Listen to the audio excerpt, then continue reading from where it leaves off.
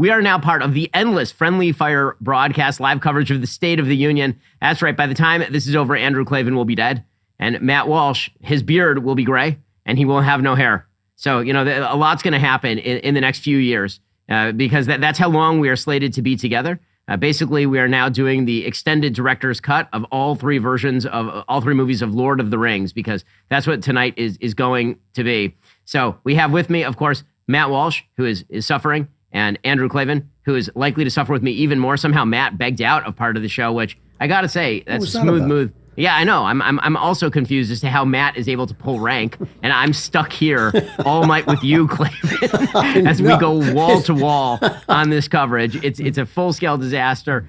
Folks, this is why you should subscribe for this kind of sparkling commentary. So I'll begin with Walsh because I'm going to get my money's worth out of Walsh. He usually speaks in these Friendly Fire episodes. I should get 15 words out of Walsh in a typical Friendly Fire episode, so we have to get all 15 of them in before the actual State of the Union address, which is to begin at 9 p.m. So, Matt Walsh, how pumped are you to be here for yet another State of the Union address? And can we expect your excitement levels to achieve the highest form of excitement, or will your soul leave your body in excitement? How excited are you here?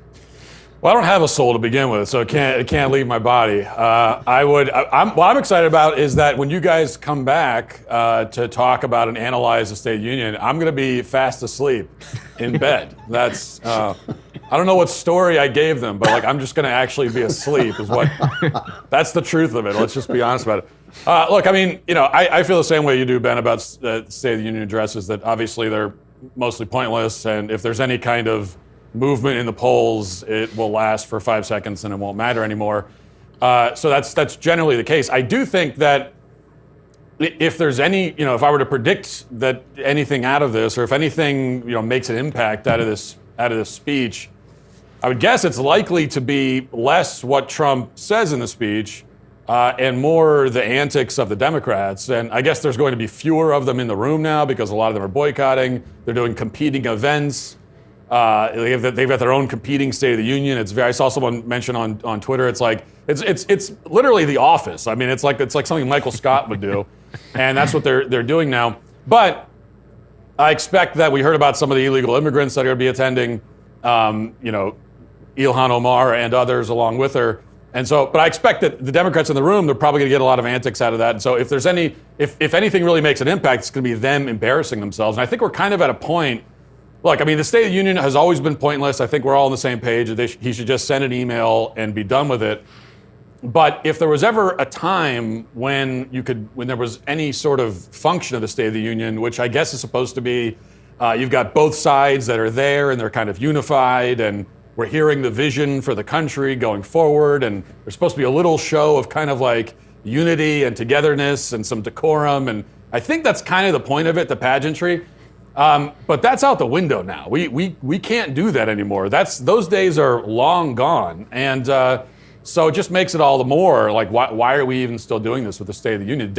We're at a point now where the Democrats cannot even pretend to have any basic respect for the other side at all. They cannot do it. They refuse to do it. And so I imagine they're going to humiliate themselves. Yeah, no, I agree with that, and I think it'll be amusing to see what sort of antics they play. Will there be juggling? Will eggs be hurled? Will they bring illegal immigrants into the chamber? That was mentioned by Cabot. I had not heard that, but again, I think it would be fabulous if Tom Homan just started muscling his way through the Democratic caucus with handcuffs and started dragging people away. That would be the best version of this. Matt and I were actually in the room for this last time, and so again, I'm jealous of Matt that he gets to go to sleep this evening. Andrew Klavan, I want to get your commentary on this because it will be your last commentary on this earth. Because while Matt's soul is likely to leave his body out of excitement, yours is likely to leave your body out of, death. But first, I do want to talk to you about the fact that you are still alive. And I feel like one of the reasons you are still alive is because you've been eating your fish. That's why. So I need you to tell me about Wild Alaskan. I am a lifelong fisherman. Not many people know this. I used to fish every single day when I was young. I fished all over the place. I fished lakes. I fished in oceans and rivers.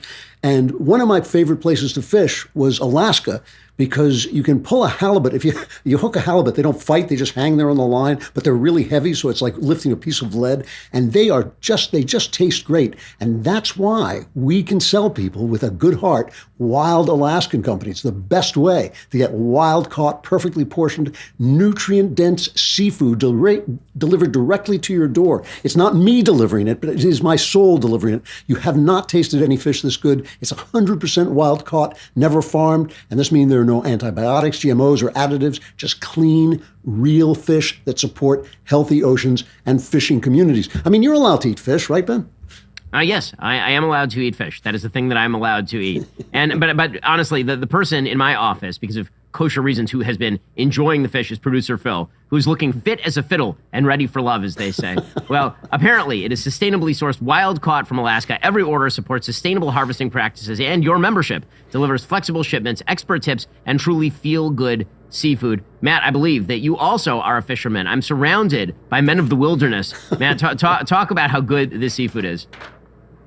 Yes, yes, Ben. That's correct. I also enjoy fishing. It's one of my favorite things to do. And when I like to catch fish, but I can catch fish, but I prefer to have them sent to me. It's a lot easier that way, and I don't have to prepare it either. So. Well, thank you for that sterling endorsement, Matt Walsh. Not all fish are the same. Get seafood you can trust. Head on over to wildalaskan.com/friendlyfire for $35 off your first box of premium wild-caught seafood. That's wildalaskan.com/friendlyfire for $35 off your first order. Thanks to Wild Alaskan Company for sponsoring this episode of Friendly Fire. Okay, so Andrew, I was calling on you, and then I immediately shifted into the way that we make money, of course, which is our ads. So I'm going to throw it back to you, because as the hours tick down on your life, and you realize that you're going to have to spend the next several hours with me listening to an interminable address interrupted 1,273 times by applause, what are your last thoughts on this, Earth? Yes, it's like head barreling into infinity. You know, what I kind of like about the Democrats is the last time there was a State of the Union, they behaved so badly that even they must have felt, if they have the capacity for shame, they must have felt a little bit of shame. I mean, Trump was praising a child with cancer, and they sat on their hands. I mean, they couldn't applaud for anything at all. So the question was, they must have gathered together and thought, can we act like adults who respect our country and respect our fellow countrymen, taking a vote and said, no, we can't. So we're just not going to show up at all. They're going to sit at the children's table where you can throw food until mommy finds out. You can just play around and pretend that you're not part of the government. And I think that that's actually the state we're in. I think it is an amazing thing that we have reached a place where we have two major parties. One of them is kind of incompetent, the Republicans, but the other one is actually out to destroy the country. They actually feel, when they get up and they say things like there are no illegals on stolen land, they're actually saying this country doesn't belong here. You're not supposed to be here. And that we're supposed to vote for people, and people do vote for people whose entire intent is to shut the country down and make it go away. And they're ashamed of us, and they're ashamed of George Washington, they're ashamed of everything. So I think this is actually kind of a symbolic moment. I've come closer to you, Ben, on how I feel about the State of the Union. It never used to bother me, the imperial part of it, but now it kind of does. Now that our Congress is like a dead letter, that they're just sort of sitting around, the Supreme Court is trying to wake them up with like the shock paddles. Take back your powers. Like, no, don't make us take back our powers. Now it is kind of like having Caesar get up there and give a speech. So it's kind of I don't know, the whole thing is a disgrace on every side. And one thing you can be sure of is Trump will play right into that. He's going to be cursing out the Supreme Court. That's the part that, I think that it's going to be an epic episode of Good Trump, Bad Trump, right? Which is something that I used to do on the show a lot, was the Good Trump, Bad Trump. I think you'll get some very good Trump. He's going to call on the U.S. men's hockey team, which is going to be great. Frankly, he should just call them down to the stage and just let them take the stage, and then he should just walk out. I think that'd be the best version of this. My ideal State of the Union here is men's hockey team at the front and Tom Homan arresting people in the back, and that's America. I think that's like the best version of this. But I think that the high points will obviously be him calling out some of the people. Erica Kirk is showing up as well, which I think is a terrific invitation by the president, obviously, in the face of Candace Owens is tremendous evil, which I'm just going to put out there, what she's doing to Erica Candace Kirk Owens right now. Fly by on a broomstick saying, send out Erica. You know? I mean, as a person who doesn't often use the adjective satanic, what Candace is doing right now is absolutely satanic to Erica Kirk. And I think Erica showing up at the State of the Union in honor of her husband so the president can talk about left-wing violence against right-wingers is absolutely good by the president, good on the president for doing it. I think those will be high points. Again, I'll be a little surprised if the Democrats sit on their hands for those things, because I think that would be so unbelievable. I mean, you were right, Matt. Last year, they literally sat on their hands for a kid with cancer. So anything is possible at this point. But Matt, I want to ask you, if you were the president, what is the thing that you would say to turn this around? Because obviously he's kind of sinking in the approval ratings. He's not doing great. The generic congressional ballot has the Democrats up like 5 points. In all likelihood, that means the Republicans not only lose the House, but probably the Senate falls to 50-50. You're advising the president for a moment. You're writing his speech. What do you tell him to do? Well, first I would tell him, get a better advisor, because I'm the worst person you could probably ask this question to. And I will say that I do enjoy that this is the most cynical and depressing intro to a State of the Union that we've probably, and we've given some bad ones. Like it just gets worse every year. But for good reason. No, the thing is, and it's kind of funny, because although we feel this way about the State of the Union, I mean, Trump does have actually things to celebrate. He has real achievements. Let's start with the fact that closing down the southern border is a real significant historic achievement that has made America a better place. Doesn't solve all of our problems, but it's something that no president was able to do before him, and that's not his only achievement. So he's got real things to talk about, real things that he can kind of brag about. And so if I'm advising him, it's real simple. Just focus on those things. I mean, yeah, the great patriotic moments, talking about the Olympics, going to the hockey team, that's all great. But talk about the things that you've achieved, the real things. Yeah, we want to talk about the future also. What do you want to do in the future? But part of the point of the State of the Union is supposed to be here. This is where we are right now. This is the state of things right now. So it's kind of also a review of the past year, and being able to highlight those things, and also again being able to contrast that with how the Democrats react to it. I mean, politically, that's going to be very powerful, because I think that, as you mentioned, we saw this last year in the room, that they refused to applaud anything. It didn't matter what he said.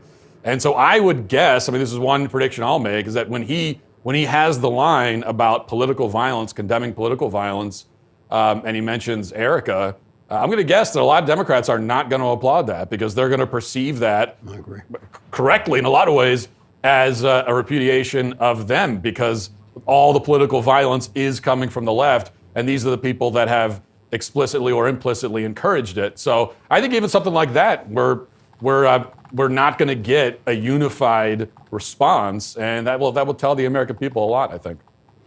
So Drew, I'm going to ask you the same question. You're now advising the president. And aside from telling him that he probably should not say that the Supreme Court is in the pay of a foreign power, and that also he's amazing at reading legal opinions, what else would you tell the president to highlight? I think a key thing here, the polls are really bad for the president. People are actually saying that they were better off a year ago. And it's hard for me to see how that could possibly be true. I mean, not only is the border closed, crime is down, drug use is down, imports of drugs are down. All of these things have actually improved, but it's got to be about the economy, and I think the affordability question. And the thing, I do not believe it would be possible to impress this on Donald Trump, but it's not a bad idea for him to acknowledge the fact that people are unhappy.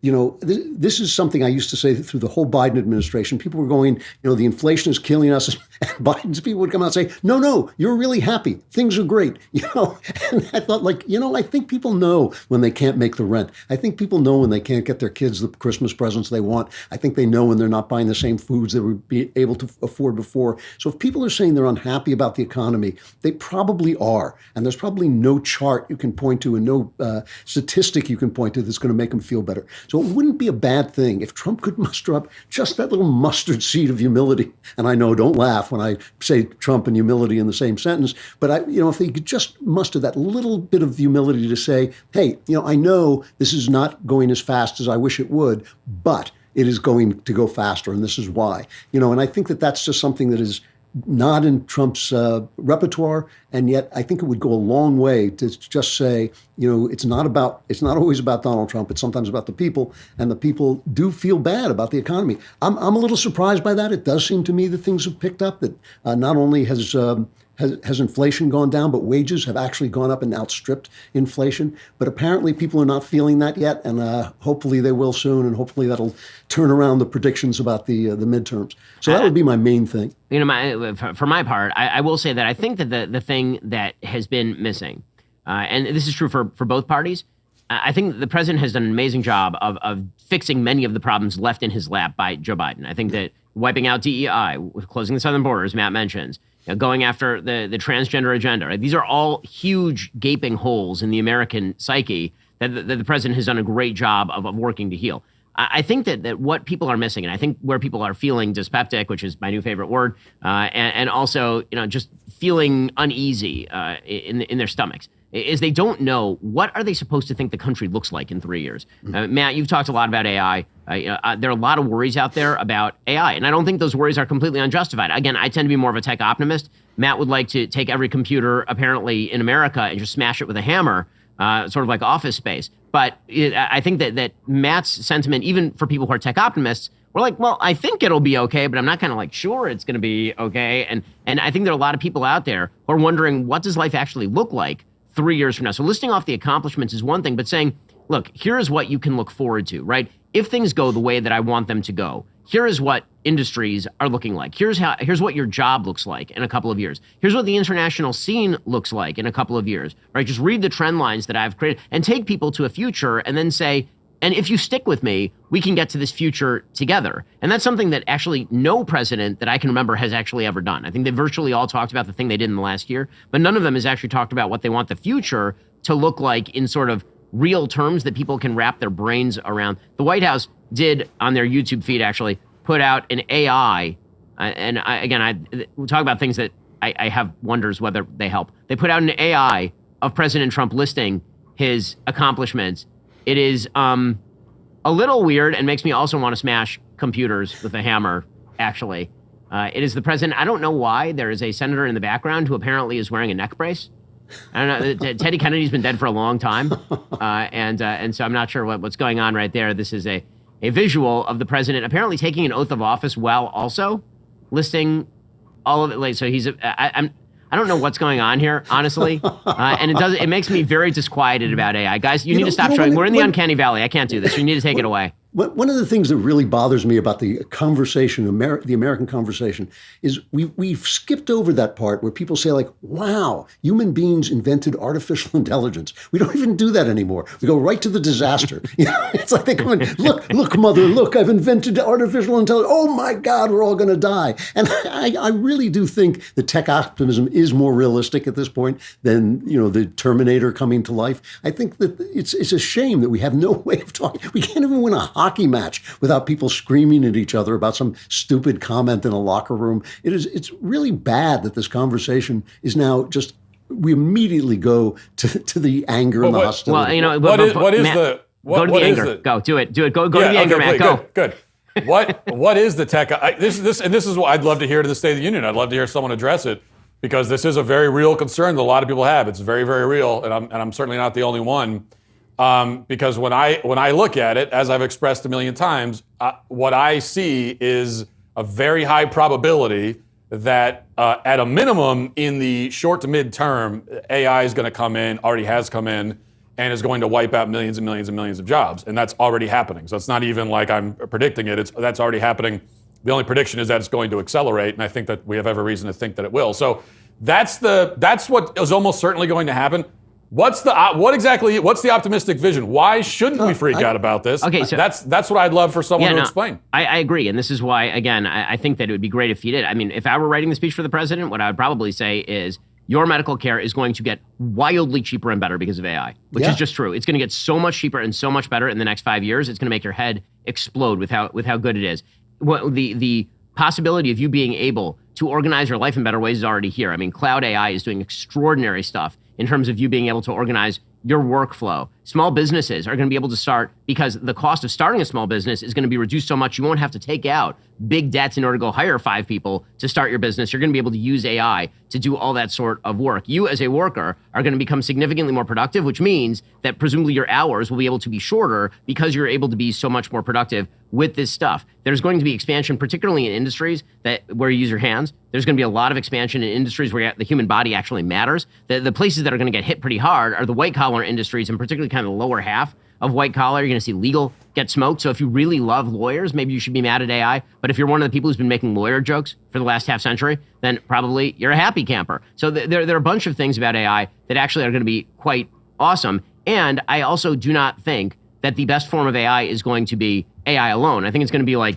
people who play chess. Yes, computers are better than humans at chess on an average level, but the best version is a great person who is great at chess with a great computer. Doing that is actually the best version. That would actually be the pitch. I'd love to hear somebody make that pitch, actually. But here is my pitch to you. If you want the best in investigative reporting, actual facts in your news and opinions from the most trusted names in conservative media, you need to subscribe right now at dailywireplus.com. We are quickly expanding. That only happens because of members like you. Again, please head on over to dailywireplus.com so we can get you more fabulous investigative material and, of course, sparkling commentary from the likes of those that you are hearing right now. Okay, so to take it away from the State of the Union for just a second, and to take it toward what I think everybody really has their eye on, which is the midterm elections. So, Matt, I want to get your take on where you think we are with the midterms, what to expect, and again, more broadly, how can the president kind of shift the momentum and turn things around?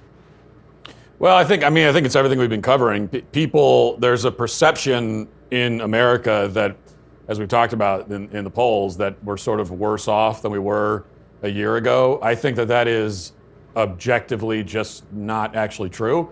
But that's the perception people have, and elections are all perception. Politics is all perception. It's all that matters, and so you need to change that perception. And you know, highlighting all the wins is one way to do it. I think the messaging on that, it's not all about messaging, but the messaging on that obviously has not been clear enough. I mean, if we can agree that things are by almost every metric, things actually are not worse now than they were under Biden. If we can agree on that, and yet there's this perception that it is, then it's hard for me to see that as anything but a messaging failure. What else can we call that? And so I think that's going to be the key, not just in the State of the Union, but going forward into the midterm elections, is a kind of clear, coherent, unified message addressing that. Yeah, I think one of the things, Drew, and I want to get your take on this, were it to be I advising the administration, the thing I've been saying forever, all Americans want is normalcy. That's all they want. They just want things to be quiet and normal. That's all.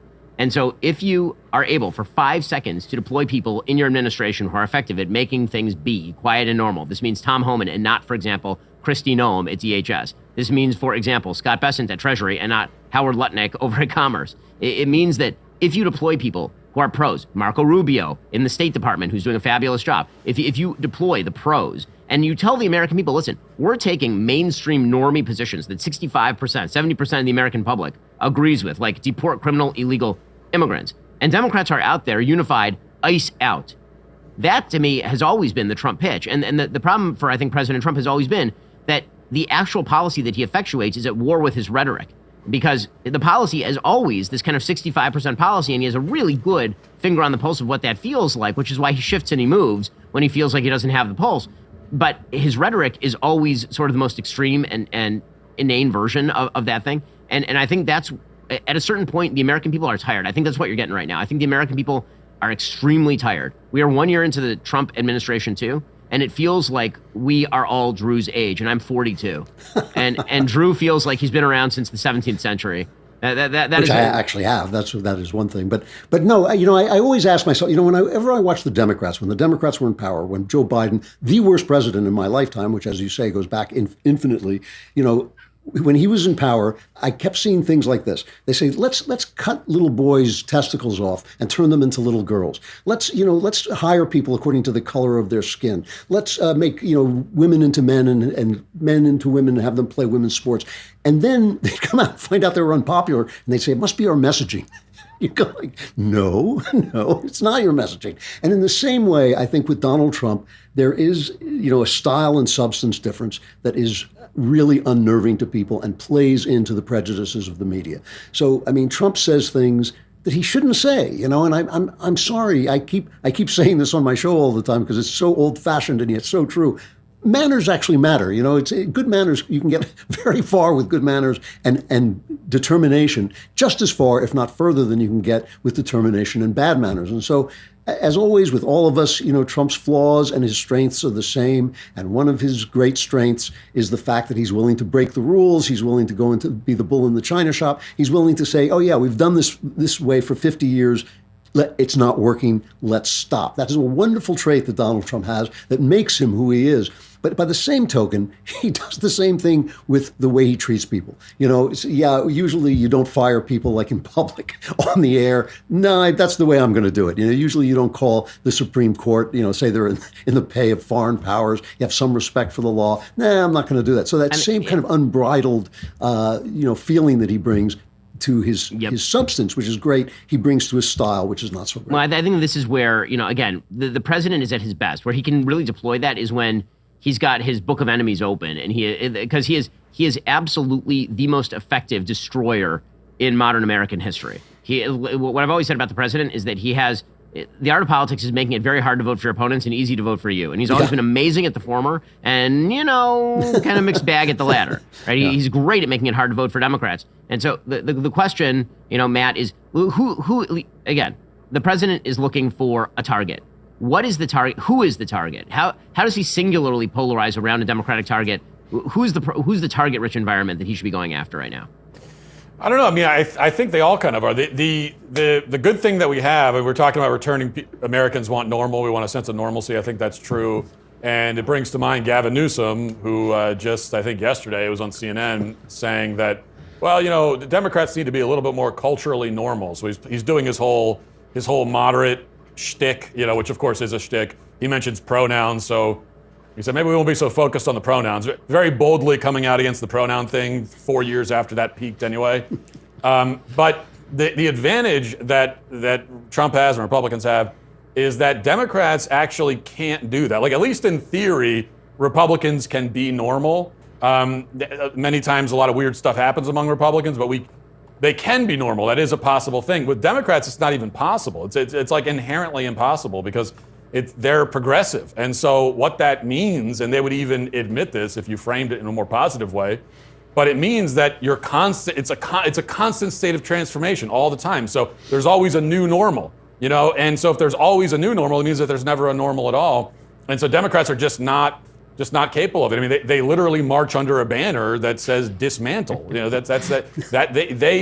are the party. They are the side that uses a word like dismantle in a positive way. Conservatives almost never do that. And what are they always trying to dismantle? It's always like fundamental aspects of human society, nuclear family, and so on. Human nature, too, yeah. Right, exactly. So they can't do that. They can talk about it, but they can't actually do it. It's totally against their political project. And Republicans can, and so that's an advantage, and that's maybe something that Trump could try to highlight. We do have some people arriving at the State of the Union address. Again, many Democrats are not showing up tonight. I wish I had not showed up tonight, but here we are all together, suffering through this together. There's some old people. You can see them. I'm not talking about Klavan again. Those are some old people who people elected. I don't know why. That's just the way this thing works. This elected government of ours is going so well. I believe that's Senators McCormick and Tim Sheehy. McCormick, of course, from Pennsylvania. Tim Sheehy from Montana. And then there are a bunch of people I don't recognize. So, I'm doing a great job. My color commentary here. Wait until I do tennis. He hits the ball, and then he also hits the ball. I know that Kelshi, our sponsor, also has a rundown on what Trump is going to say during the State of the Union. If you are feeling lucky and inspired, you can get into the action yourself with the help of our sponsors over at Kelshi. You can head on over to kelshi.com/friendlyfire. Prediction markets are forecasting the odds of President Trump saying words like Somalis, ballroom, fake news, and hoax. Of those, I feel like there's also some odds on surprise guests. I feel like of those words, I'm gonna go hoax. I feel like hoax is always a good standby. A prediction bonanza unseen since the Super Bowl. So definitely check it out right now. Some of the markets, what will Trump say during the State of the Union? So as I say, Some of those words will undoubtedly come up. I believe that there is ballroom is at 50 some percent. Hoax is at 50 some percent. People are very optimistic about him saying words. So that's exciting news from our friends over at Kelshi. There is that also might improve the State of the Union. Yeah, exactly. There's also a prediction market on who is going to attend the State of the Union. No points for Macho Man Randy Savage. But I don't know, guys. I'm punch drunk already. We haven't even begun this thing yet. If you have any idea where to go from here, like you let me know. This is why Knowles usually runs Friendly Fire, because believe it or not, it's the only thing he is more professional at than I. But the reason Knowles is not with us is because Knowles is actually at the State of the Union address. So is Isabel That's how Brown. low they have sunk in the State of the Union. That I know, Knowles they're is really scraping the bottom of the barrel. Truly scraping the bottom of the barrel. Unless he's the usher. I mean, I could see him being the usher. I mean, my assumption is that in order for you to go to the State of the Union, you have to be hit in the teeth with a hockey stick. So I volunteer right now to make that happen. That would actually improve Knowles' face. For Michael. Okay, so Matt, I do want your rant on how much Canada sucks, because that was pretty great. I mean, the United States, if you could not feel a surge of pride at us defeating our communist northern neighbors who murder the disabled, then I'm not sure what exactly we're doing here. Yeah, it was the first hockey game that I've watched all the way through, and it was pretty exciting, and but most exciting just to watch Canada get vanquished. And what makes it so hilarious, of course, as many people have pointed out, is that hockey is the only thing they know how to do. It's their only sport. It's their only activity. They put their kids in hockey when they're like 6 months old. And for us, it's a niche interest. It's like not even a top 5 sport. We barely even know it exists. And then we just kind of wander over there. We're like, yeah, fine, we'll take the gold in that. So my whole pitch was that I think we should just do this now. And I think our next project should be assemble the greatest cricket team that the world has ever seen, and then go and dominate in cricket. And I want a bunch of drunk Americans going to the Cricket World Series or whatever it's called, tailgating outside, being obnoxious, bragging. We don't even know how the game is played or anything about it. And that's what I think we should do. And I will also say, just quick, on the Canada point, that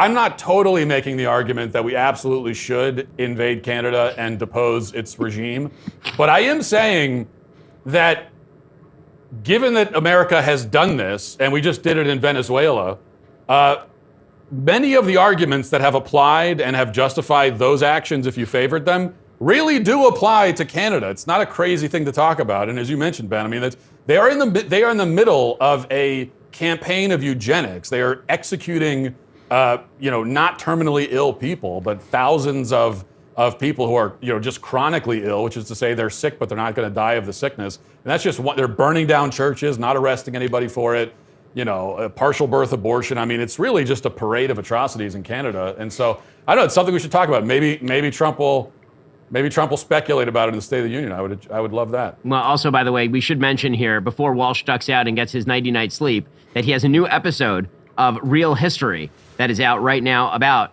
the real history of Native Americans, about American Indians. That episode is episode 2 in his wildly popular Real History series. Matt, maybe you want to give people a quick rundown. By the way, you can only get that if you subscribe, because if you don't give us money, then we can't do things at this company, people. So if you want to see that and also give us money, then you should definitely subscribe to see Matt's Real History. Matt, give a little bit of a pitch to episode 2 for yourself.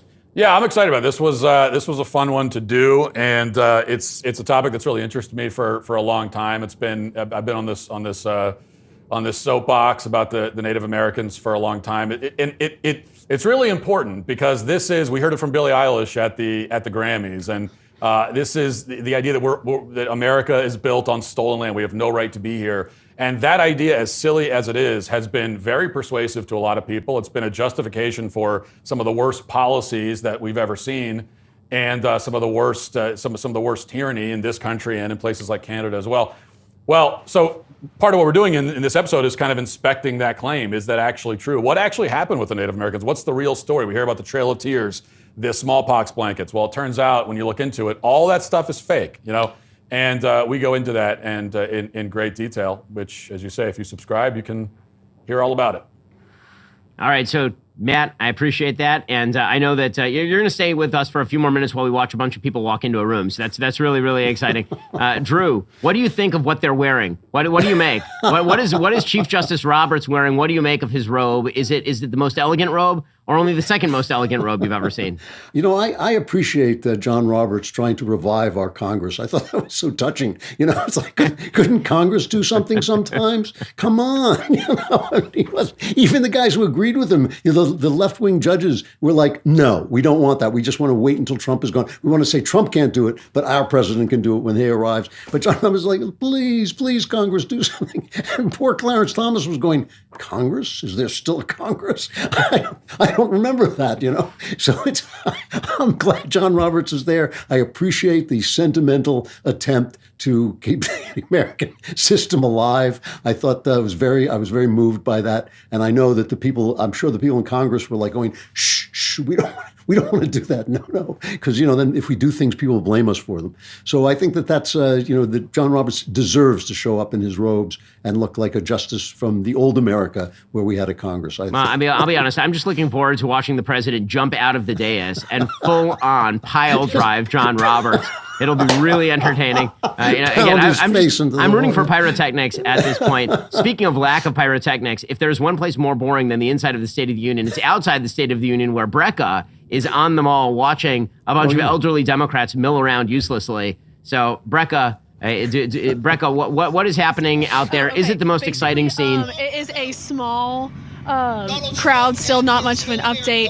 We just had Chris Van Hollen talk to people. He talked about Minneapolis and how people need to be like the protesters in Minneapolis and, rise ahead into the event, whatever. And then other update, we just had a natural scientist. So, not much going on. Wow, so excellent reporting, Brecca. I mean, you're right in the thick of things where all the action is happening. Yeah, I'm very excited that we have this sort of minute to minute. What's happening? Something. Nope, nothing happening. Brecca, thank you so much. Appreciate it. Honestly, I love that they're bringing forth, the real go-getters like Chris Van Hollen. They're like, you know what? We got to get the guy who really going to sell this thing. Let's get Chris Van Hollen, most recently seen like a schmuck down in El Salvador, hanging out with Camaro Abrego Garcia, the guy who's alleged to have beaten his wife. Well, meanwhile, the first family has arrived in the box. Barron Trump, whose head stretches all the way to the top of the Capitol dome, is standing there. Melania has entered. The president's other children are there as well. So they are all. I would like to praise Melania for a moment. Melania has become, for me, the symbol of how petty and small-hearted and small-minded the left is. I mean, look at that woman. There's a beautiful first lady that we've got. She hasn't been on the cover of one lousy magazine. Can you imagine the small, kind of like miserly pinch-heartedness of going, we're not going to let her on the magazine because people might think she was pretty. Dude, the magazines are so bad that Time magazine featured Eileen Gu. Like the lady, the Chinese, the traitor, spy, yeah, exactly. and meanwhile, you've got the American hockey team with some of the greatest photos of all time. Didn't make the cover of Time. The secretaries are entering the chamber. Yeah, they are. Secretary of State Marco Rubio entered just a moment ago. There you have RFK Jr., who thankfully for us is wearing a shirt and not jeans today. So that's exciting. He's not doing any push-ups on the floor of the chamber. Again, I was kind of rooting for it. Also, Scott Bessent, the Treasury Secretary, is there as well. Can I say something? Actually, can I say something about Melania? I really resent her. Actually, I actually really resent her. No, I do, because up until a month ago, I had the biggest opening weekend for any documentary at the box office of the decade, and then she comes along and. She blew you out of the water. It's not fair. She had the President of the United States at the premiere. It's like, I can't compete with that. Matt, I think the moral of the story is next documentary, you try on so many shoes. The number of shoes that you try on, pantsuits, like we really go for it. I think we're going to have to blow out the budget on footwear for Matt Walsh is I think what we need to happen for the next. It's called What Am I Wearing? That is the next Matt Walsh and documentary. It was unfair because they unleashed the same amount of hate against her that they unleashed against you, and she was just showing off her clothes. It's like, that's truly unfair. Yeah. I gotta work hard for the hate. That's the other thing. I know. You got to work for your hatred. Yeah. Well, we are awaiting the president entering the chamber for the State of the Union. When that happens, we are going to obviously go to the State of the Union. You can watch it live here and stick with us. And then afterward, stick around because Matt is going to go to sleep. But the rest of us are going to stay here and suffer through this interminable evening with you. There will be drinks. There won't be hard drugs because I know that there are law enforcement authorities watching. But we will be here back with you on the other end for all of our hot takes. Michael Knowles will somehow make his way to a place where we can talk to him. God love us all. And others. A wild cast of luminaries will be joining us post the State of the Union after the president speaks, which may or may not end anytime in the future. So we still have people who are entering the chamber. This is happening slowly. Matt and I were there last year. Matt, it was like 20 minutes late, right? It was 15, 20 minutes late, something like that, 10 minutes late. It took a while. Yeah, and the speech was very, very long. It was. You can't get up to use the bathroom at any point, which I started to worry about that a little bit about 2/3 of the way through. I'm just like, but that's even rougher for the president. I've always wondered what do you do if you're the president giving the speech and you got to use the bathroom? These are the questions that are never asked. The Mike Mulligan and the steam shovel questions, and obviously the president has tremendous stamina. He loves going on stem winders at these things, and I think that caffing is not an inappropriate solution for some people who are in that room. Pretty obviously, this is the worst commentary ever. You know what, Drew? You take the lead. All right, it's all you. Let's see you do better, Drew. Hypercritical. Let's talk. Picayune. Let's talk about movies over here. What movies are we going to talk about? Wuthering Heights. Oh my God! By the way, we totally could. It was horrific. The book isn't that good. I mean, I've been. Oh my God! That's where you're going to. But I've always been a big Jane Eyre fan. I've never thought that Wuthering Heights was that good a book. Okay, well, that was a really interesting conversation. By the way, we're building something bigger than just another news outlet. Daily Wire Plus gives you live uncensored shows every day. You can see why normally we'd like to censor them because of this. Breaking news in real time and investigative journalism that gives you the real story. No algorithms deciding what you get, no outside pressure telling us what to say. And if you believe in that mission, head on over to dailywire.com, become a member today. I can't believe that your take on Wuthering Heights, Drew, is that you don't like the book. Okay, I haven't seen the movie. I haven't seen the movie. Do not. Do I want to see the movie? No. You do not. It looks terrible. Yeah. You've seen the 1939 version, right? Yeah, which is good. That's actually a good movie because they only did the first half of the book. Yeah. Yeah, it's a fabulous movie with Merle Oberon and Laurence Olivier. Terrific film with a great score. This movie is one of the worst movies ever, and it's truly immoral and quite evil and quite terrible. Well, speaking of I don't know, whatever. There are a bunch of people who are coming in. Lee Zeldin, the head of the EPA, is entering. Other cabinet secretaries entering. There's a very beardy fellow in the back who I don't recognize. And so I'll just physically describe people. Oh, my God. Matt, I can't. You know what, Matt? Say something. Say something, Matt. Save me from myself. That was a great transition. Speaking of, I don't know, whatever. That was good. I really appreciated that. I'm enjoying watching you, Ben, try to fill your way through this thing. I know. Look, we can talk about Mexico because finally I am now the only person on earth with the nickname El Mencho. So that was a good thing. They killed El Mencho, leaving me the highest ranked person with that nickname. It is something to say that in the last week we have defeated both of our neighbors at their top sport. Exactly. And another thing about Canada. I have another thing to say about Canada. Not only are they killing people, but they're bad sports. They complained about, they said, we played better than the Americans because we got more shots. The goalie was this amazing, the goalie must be Flash from the comics. He was like just moving around, blocking every shot. And somebody has to explain to the Canadians that it doesn't matter how many shots you take. It actually matters how many pucks go into the goal. So I think that alone that is stellar sports commentary. It does not matter how many shots you take. That is my reason for invading them. For invading. It looks like they are about to welcome the president. I know. How long am I supposed to stretch this? It's unbelievable. The vice president and the speaker of the House are, of course, behind the president of the United States. We are moments away from the president of the United States entering the chamber, and the State of the Union will begin shortly. There is the special envoy for the president on foreign policy, that's Steve Witkoff, who's been entering the room. The Democrats are not sort of garbed in their usual. Usually they have kind of these matching Halloween costumes that they wear. Costumes they wear, yeah. Yeah. Last year they did the all white routine. Yep. This year I guess they wore their invisibility cloaks. A lot of those seats are clear. Matt, I've run out of things to say. Continue, whatever it was that you were doing. I know it's criticism of me, but you know what? I can take it. We need to fill this time somehow. Go for it. You've run out of things to say, so you throw to me. I'm your guy. I'm your guy you bring in. I'm getting my money's worth from you, Matt Walsh. Like, for God's sake, you get to ditch us all in the middle of this and go enjoy your family. And meanwhile... We could do a live stream of me sleeping if we want. I mean, we could just cut to that.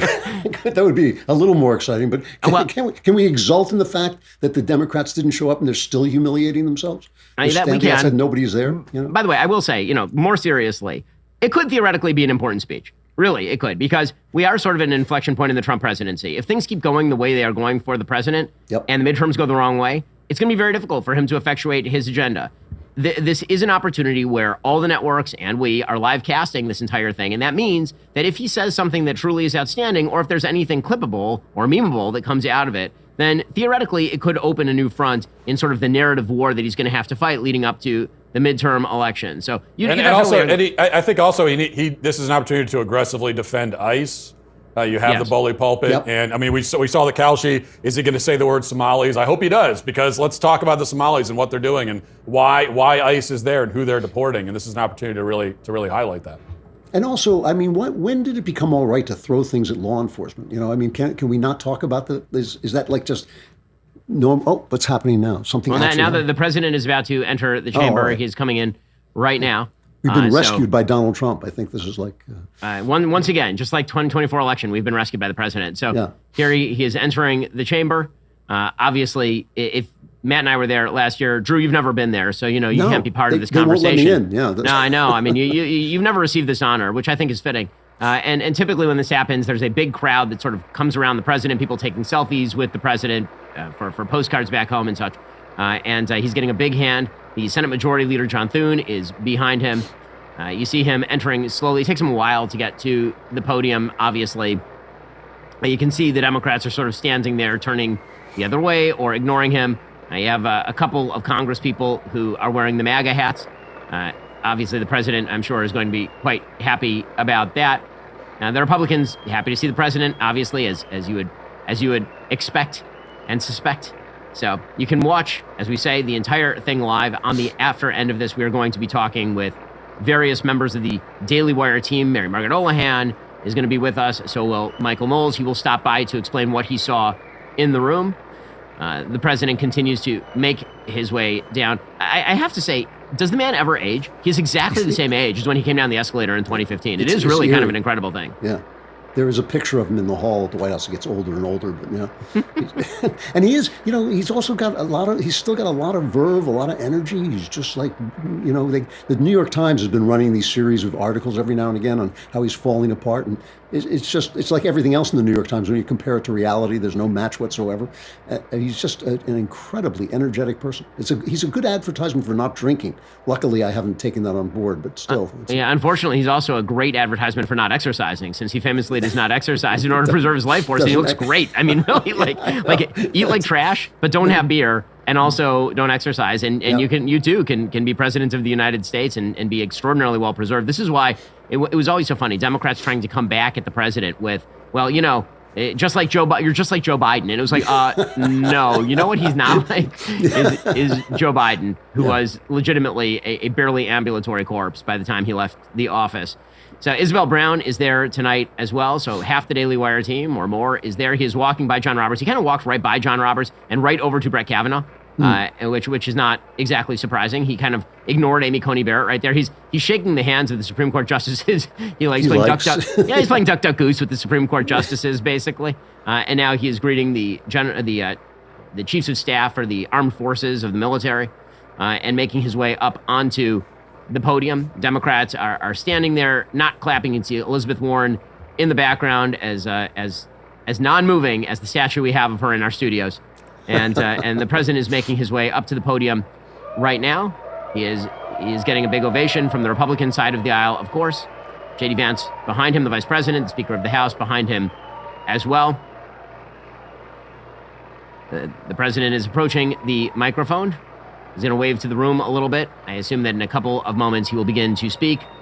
Everyone on the Republican side of the aisle on their feet, up to and including the rafters. The Trump family, which of course is very large, is up in the rafters cheering. You can see There's tremendous enthusiasm from the Republican side of the aisle, and the president pointing to members of the crowd, clapping as he prepares to walk forward to the speech. Again, one of the benefits of having Mike Johnson behind the president is that he won't be ripping up the president's speech in the immediate aftermath of the State of the Union address. The president turning to the vice president as well as the speaker. In just a moment, he will be approaching the microphone to begin speaking. All right, in just a moment, we're going to go live to the President of the United States in the room. Pretty long ovation here for the president. It's good. It's good color commentary, Ben. Thank you. Yeah, that was good. Like, You know, I got a lot of respect. I have more respect now for the cable news people that like they could just kind of wing it and say nothing. Wing it over these moments. It actually listen, dude. You know what? I have a pathological aversion to saying nothing, and they put me on the air here, and they're like, you know what? Fill 20 minutes while he walks down a hall. I do not have that. I don't have that aversion at all. I noticed. Somebody's got to fill the time, my dude. And one of the three of us, will just sit there for long periods of time saying nothing quite comfortably. And somebody's got to say something. All right. Finally. Members of thank God Congress, I the have the president high is- privilege there we and go. distinct honor of presenting to you the President of the United States.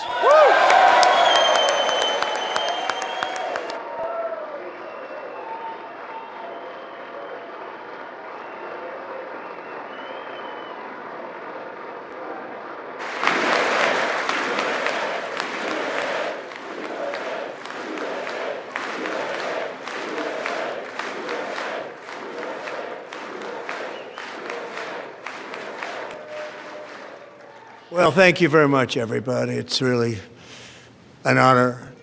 Speaker Johnson, Vice President Vance, First Lady of the United States.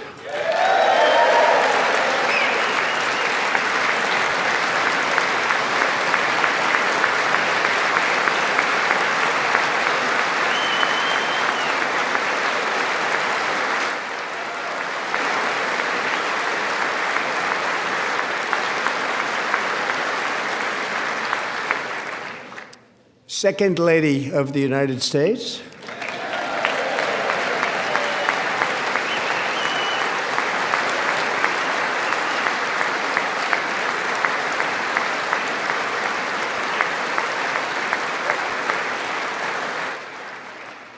Members of Congress and my fellow Americans, our nation is back, bigger, better, richer, and stronger than ever before.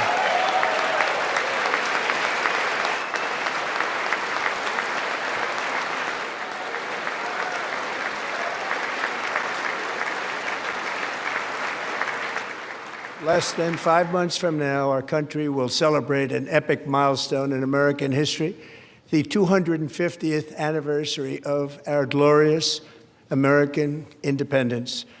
This July 4th, we will mark 2.5 centuries of liberty and triumph, progress and freedom in the most incredible and exceptional nation ever to exist on the face of the earth. And you've seen nothing yet. We're going to do better and better and better. This is the golden age of America.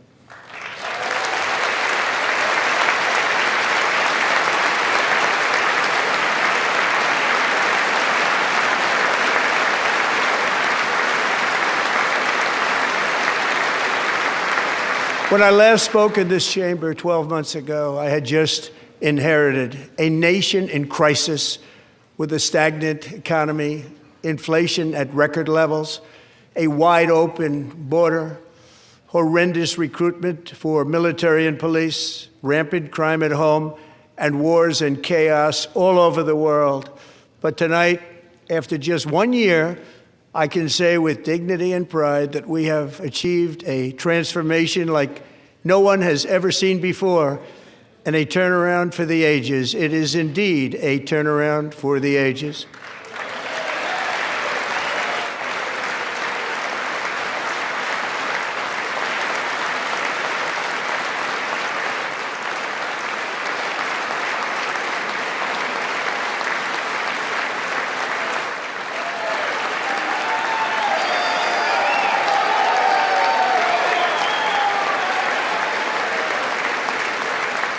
And we will never go back to where we were just a very short time ago. We're not going back. Today, our border is secure.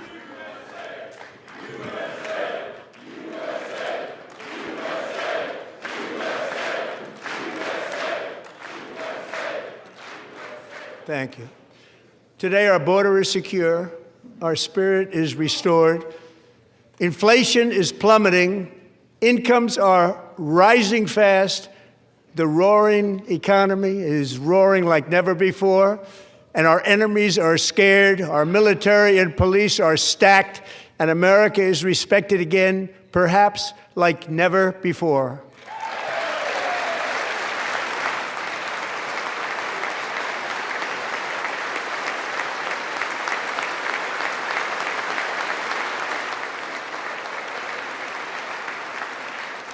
After 4 years in which millions and millions of illegal aliens poured across our borders, totally unvetted and unchecked, we now have the strongest and most secure border in American history by far.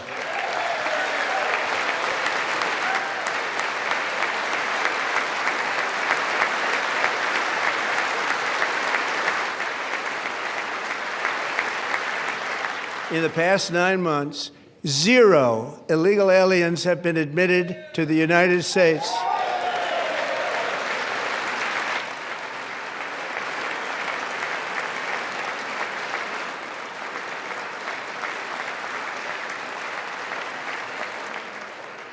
But we will always allow people to come in legally, people that will love our country and will work hard to maintain our country.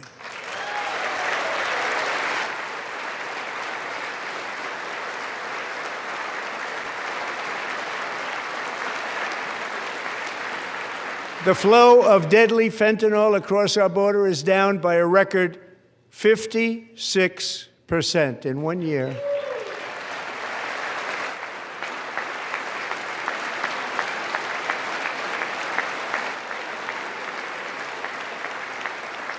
And last year, the murder rate saw its single largest decline in recorded history. This is the biggest decline, think of it, in recorded history, the lowest number in over 125 years, year 1900. In fact, substantially before my wonderful father, I had a wonderful father, Fred, before he was born, substantially before he was born.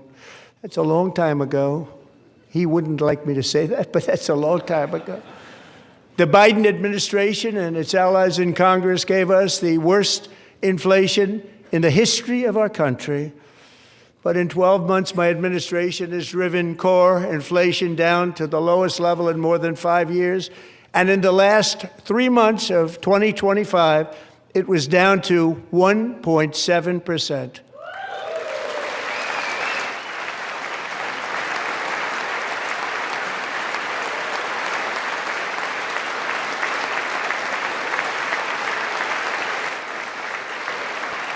Gasoline, which reached a peak of over $6 a gallon in some states under my predecessor, it was quite honestly a disaster, is now below $2.30 a gallon in most states, and in some places, $1.99 a gallon. And when I visited the great state of Iowa just a few weeks ago, I even saw $1.85 a gallon for gasoline.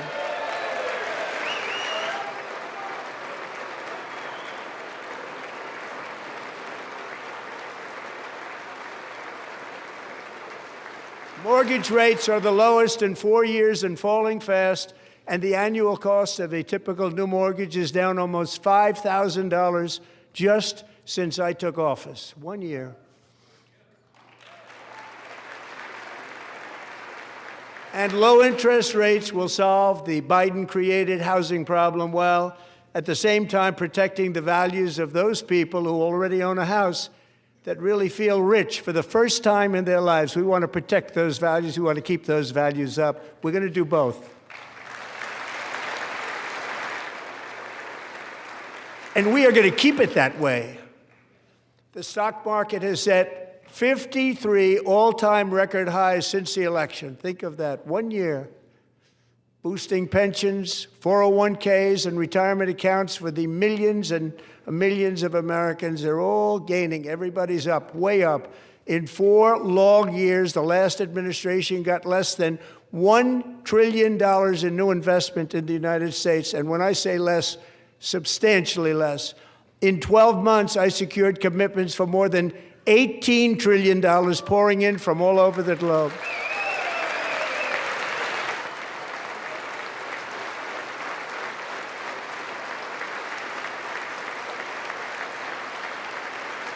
Think of it, much less than $1 trillion for 4 years versus much more than $18 trillion for 1 year. What a difference a president makes. A short time ago, we were a dead country. Now we are the hottest country anywhere in the world, the hottest.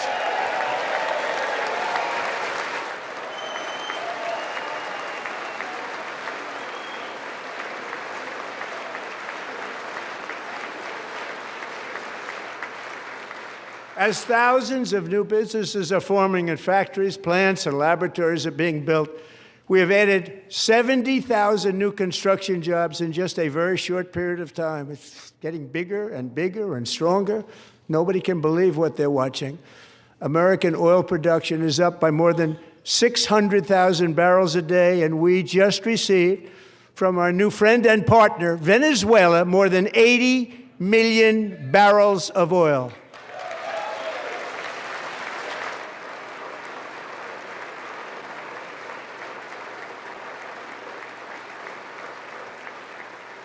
American natural gas production is at an all-time high because I kept my promise to drill, baby, drill.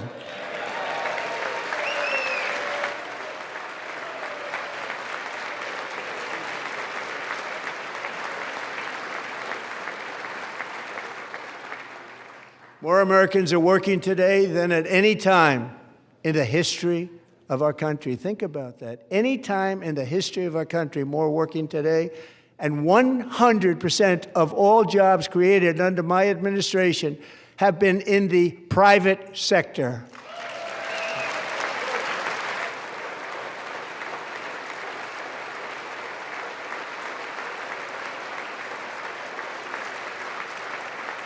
We ended DEI in America.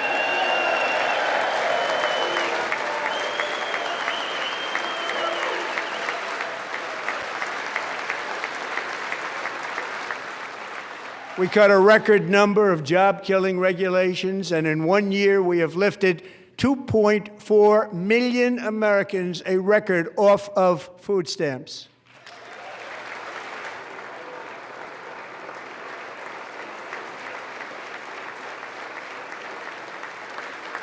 And for all of these reasons, I say tonight, members of Congress, the state of our union is strong.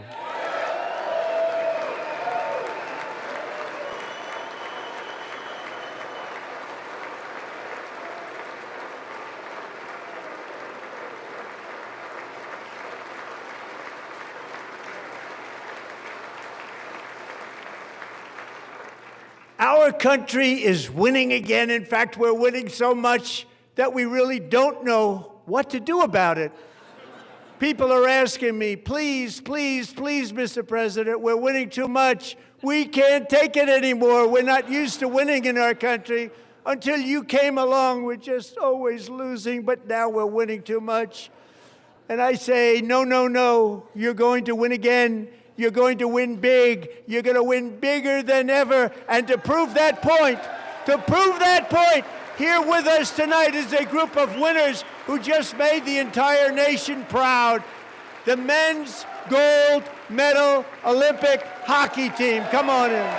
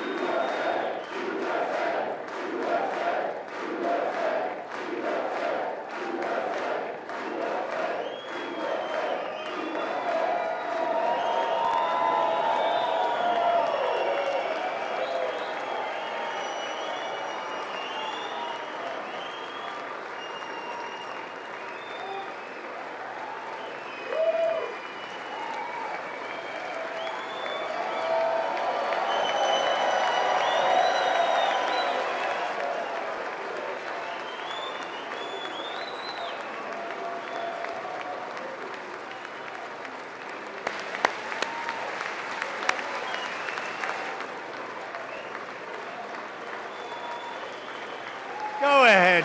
They do.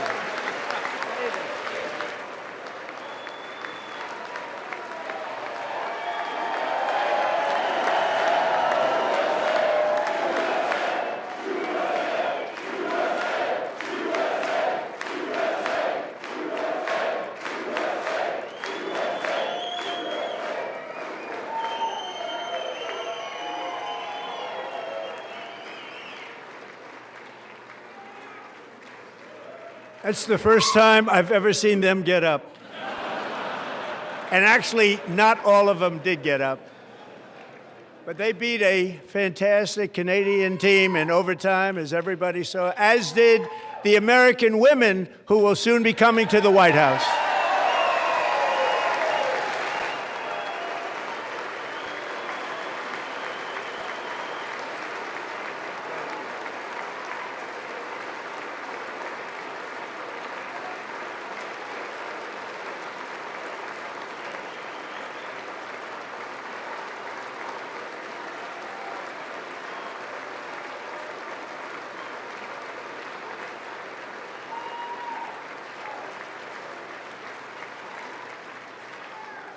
They were in the Oval Office before, and I just want to say a second very big congratulations to Team USA. But I have to say that, and I told them this, and we took a vote of the team. I said, anybody votes no, I'm not doing it.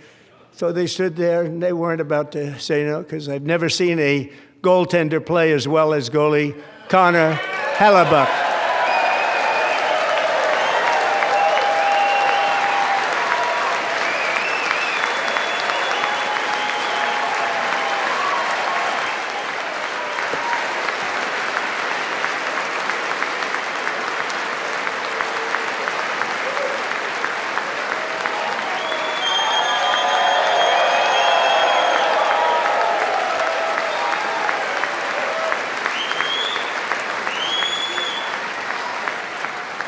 Think of it, 46 shots on goal, and I asked him, the one shot, the one where you put your stick in the back and it hit the neck of your stick and bounced off, do you practice that, or was that a little lucky? He refused to answer that question. But I just want to tell you that the members of this great hockey squad will be very happy to hear, based on their vote and my vote, and in this case my vote was more important, that I will soon be presenting Connor with our highest civilian honor, which we will be given, and which has been given to many athletes over the years. But when I say many, not too many, like 12, it's called the highest civilian honor in our country, the Presidential Medal of Freedom.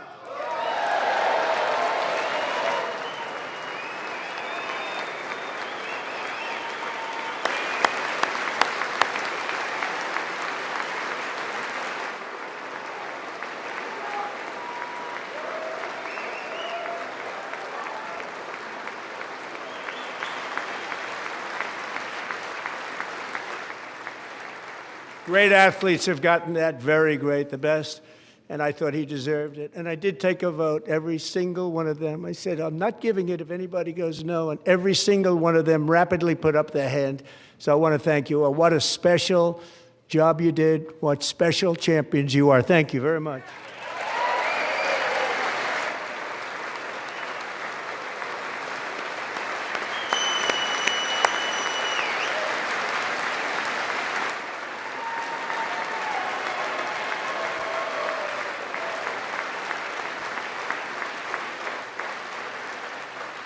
I'm also pleased to say that the next time the Olympic torch is lit, it will be here in America for the 2028 Olympics, and it's the summer version right in Los Angeles. We're going to do a good job in Los Angeles.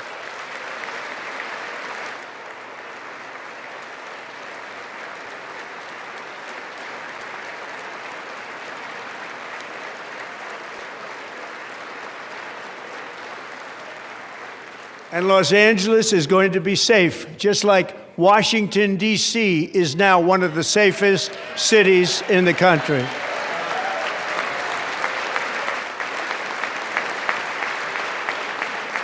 And this year, and I must say I got them both, I got him in my first term, and I was disappointed because I didn't think I'd be the president when this happened. But strange things took place, and now I've got him because I got the Olympics, and I got the 2026 FIFA World Cup, and I wanted to claim the 250th, but I didn't get away with that one. I couldn't claim that one for myself. But we're getting the World Cup, so we have the World Cup and the Olympics coming, and that is exciting news.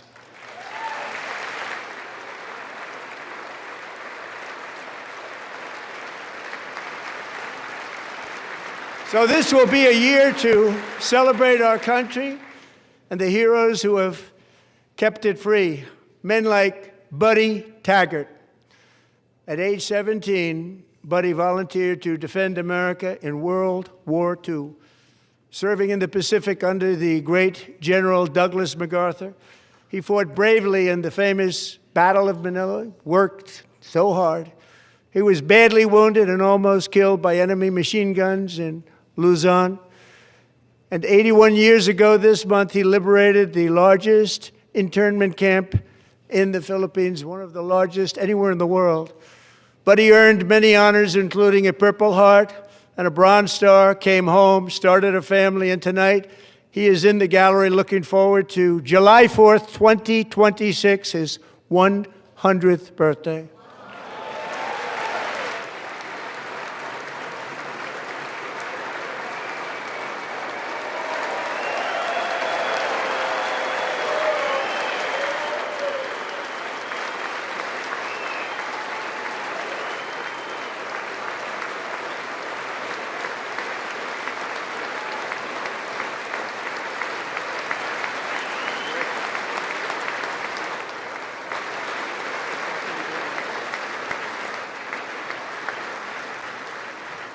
So, Buddy, you're a brave man, and we salute you.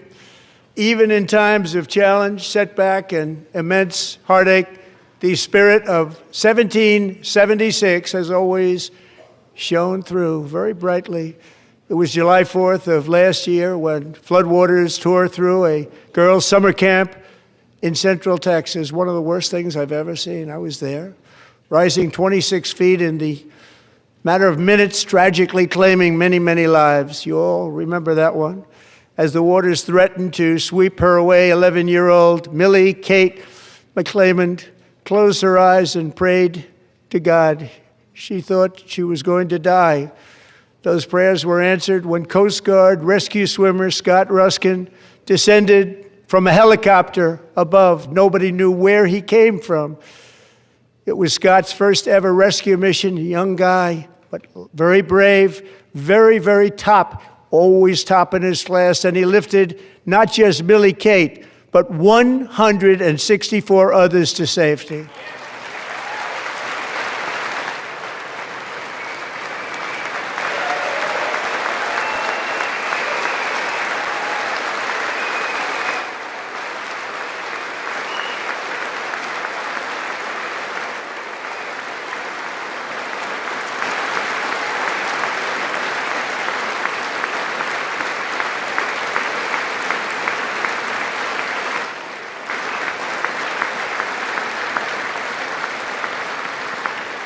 People watched Scott from a distance, and they couldn't believe what they were seeing. The winds were blowing, the rain was pouring, everything was going, and that rapid water, nobody's ever seen anything like it. They said, wow, that's something.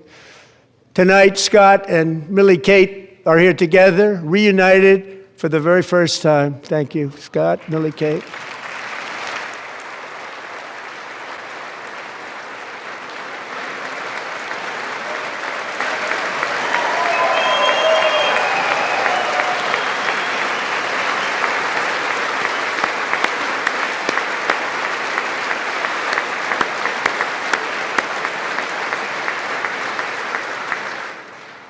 And Petty Officer Ruskin, I'm pleased to inform you that I am now awarding you the Legion of Merit for extraordinary heroism, which is what it was, extraordinary heroism. Thank you.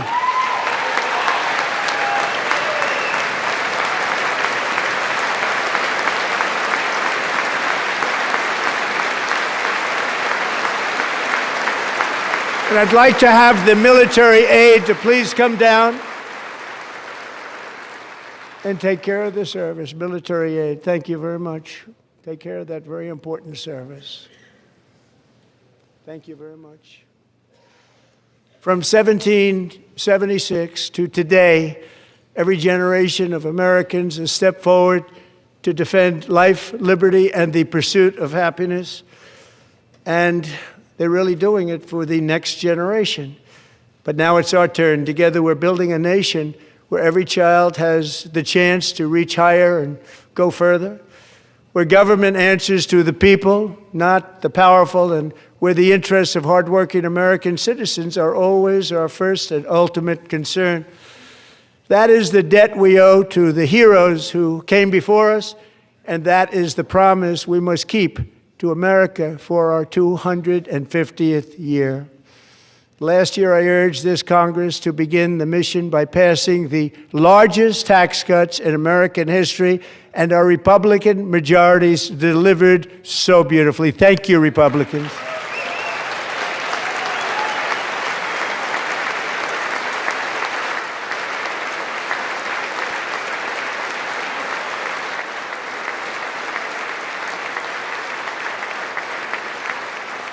All Democrats, every single one of them, voted against these really important and very necessary massive tax cuts.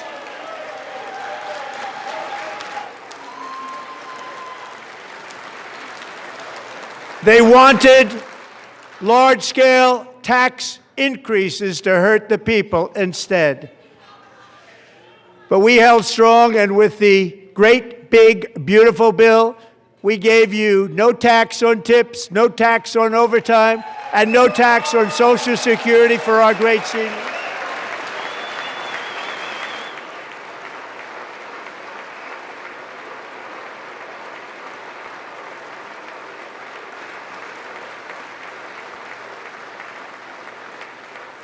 And we also made interest on auto loans tax deductible the first time, but only if the car is made in America.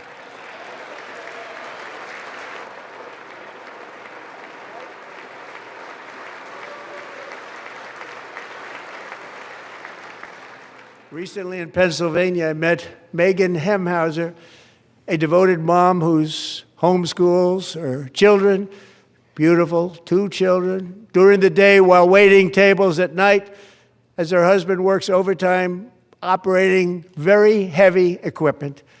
Megan is here this evening, and she's happy to tell you that she is so much richer because with no tax on tips, no tax on overtime, and our expanded child tax credit done again by Republicans, Megan and her husband will take home more than $5,000 extra just for the year, cutting her tax bill in more than half.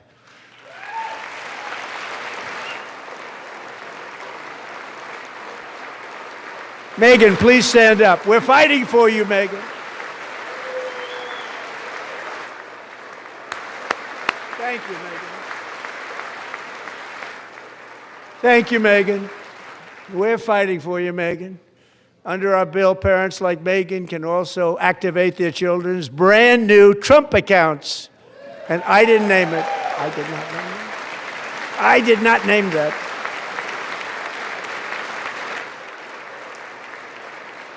Nobody believes me, but I did not name it. It was named by a very tall man sitting right there in the third row. Nice man, a good man. Tax-free investment accounts for every American child. This is something that's so special and has taken off and gone through the roof. Millions will be pre-funded courtesy of the U.S. Treasury and private individuals like Michael and Susan Dell, who have donated $6.25 billion to fund the Trump accounts for 25 million American children. They're great people.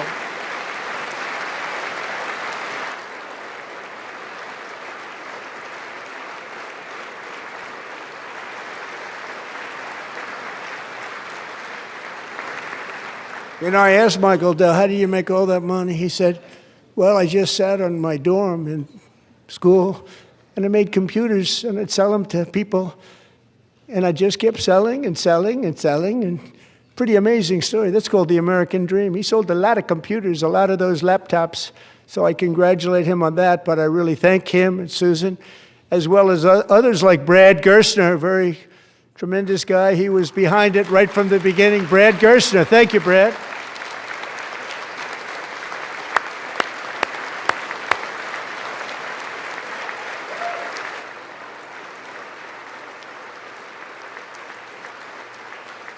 So with modest additional contributions, these young people's accounts could grow to over $100,000 or more by the time they turn 18. Think of it. How much money is that for somebody that started with nothing? Over 100,000, could be much more than that.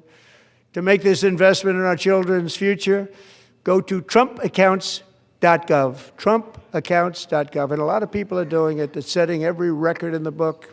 It's popular. They knew what it was going to take. I'm so proud of them. I'm so proud of the people that got it started. And now it's just taken off. One of the primary reasons for our country's stunning economic turnaround, the biggest in history, where the Dow Jones broke 50,000 4 years ahead of schedule, and the S&P hit 7,000, where it wasn't supposed to do it for many years, were tariffs. I used these tariffs, took in hundreds of billions of dollars to make great deals for our country, both economically and on a national security basis. Everything was working well. Countries that were ripping us off for decades are now paying us hundreds of billions of dollars. They were ripping us so badly, you all know that. Everybody knows it. Even the Democrats know it. They just don't want to say it. And yet these countries are now happy, and so are we. We made deals. The deals are all done. And they're happy. They're not making money like they used to, but we're making a lot of money. There was no inflation, tremendous growth. And the big story was how Donald Trump called the economy correctly, and 22 Nobel Prize winners in economics didn't. They got it totally wrong. They got it really wrong. And then just 4 days ago, an unfortunate ruling from the United States Supreme Court. It just came down. It came down. Very unfortunate ruling. But the good news is that almost all countries and corporations want to keep the deal that they already made, right, Scott? Knowing that the legal power that I, as president, have to make a new deal could be far worse for them, and therefore they will continue to work along the same successful path that we had negotiated before the Supreme Court's unfortunate involvement. So despite the disappointing ruling, these powerful country-saving, it's saving our country, the kind of money we're taking in, peace-protecting. Many of the wars I settled was because of the threat of tariffs. I wouldn't have been able to settle them without. Will remain in place under fully approved and tested alternative legal statutes. And they have been tested for a long time. They're a little more complex, but they're actually probably better, leading to a solution that will be even stronger than before. Congressional action will not be necessary. It's already time-tested and approved. And as time goes by, I believe the tariffs paid for by foreign countries will, like in the past, substantially replace the modern-day system of income tax, taking a great financial burden off the people that I love.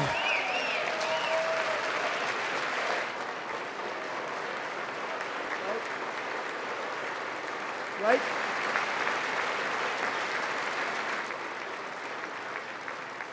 Moving forward, factories, jobs, investment, and trillions of dollars will continue pouring into the United States of America because we finally have a president who puts America first. I put America first.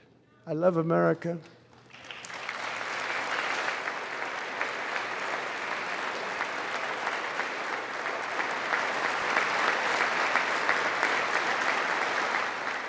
For decades before I came along, we had the exact opposite. From trade to healthcare, from energy to immigration, everything was stolen and rigged in order to drain the wealth out of the productive, hardworking people who make our country great, who make our country run. Under Biden and his corrupt partners in Congress and beyond, it reached a breaking point with the Green New scam, open borders for everyone.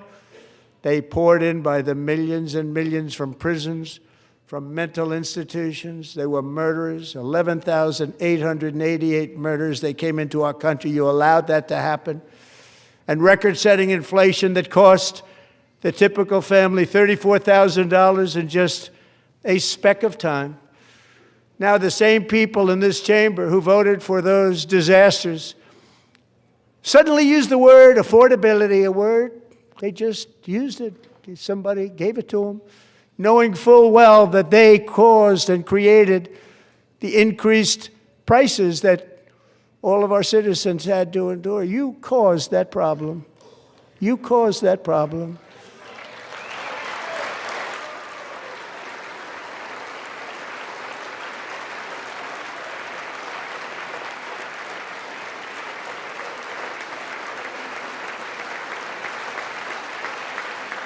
They knew their statements were a lie. They knew it. They knew their statements were a dirty, rotten lie. Their policies created the high prices. Our policies are rapidly ending them. We are doing really well. Those prices are plummeting downward.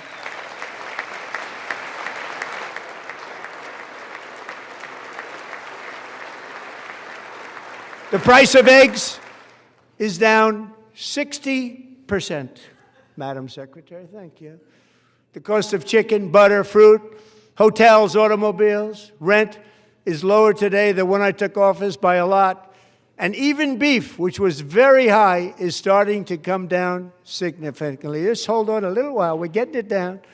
And soon you will see numbers that few people would think were possible to achieve just a short time ago. Nobody can believe when they see the kind of numbers, and especially energy, when they see energy going down to numbers like that, they cannot believe it. It's like another big tax cut. I'm also confronting one of the biggest ripoffs of our times, the crushing cost of health care caused by you. Since the passage of the Unaffordable Care Act, sometimes referred to as Obamacare, big insurance companies have gotten rich. It was meant for the insurance companies, not for the people. With our government giving them hundreds and hundreds of billions of dollars a year as their stock prices soared 1,000, 1,200, 1,400, and even 1,700%, like nothing else. That's why I introduced the great health care plan. I want to stop all payments to big insurance companies and instead give that money directly to the people so they can buy their own health care, which will be better health care at a much lower cost.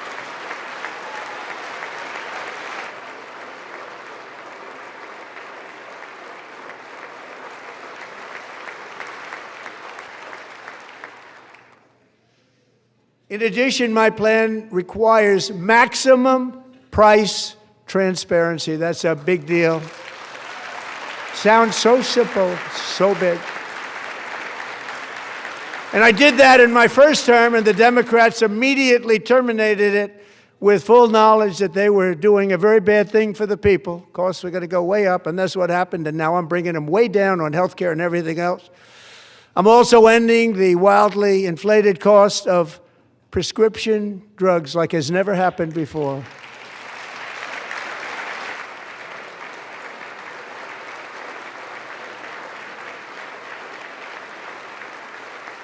Other presidents tried to do it, but they never could. They tried. Most didn't try, actually. But they tried. They said they tried. They couldn't do it. They didn't even come close. They were all talk and no action, but I got it done. Under my just enacted most favored nation agreements, Americans who have for decades paid by far the highest prices of any nation anywhere in the world for prescription drugs will now pay the lowest price anywhere in the world for drugs. Anywhere, the lowest price.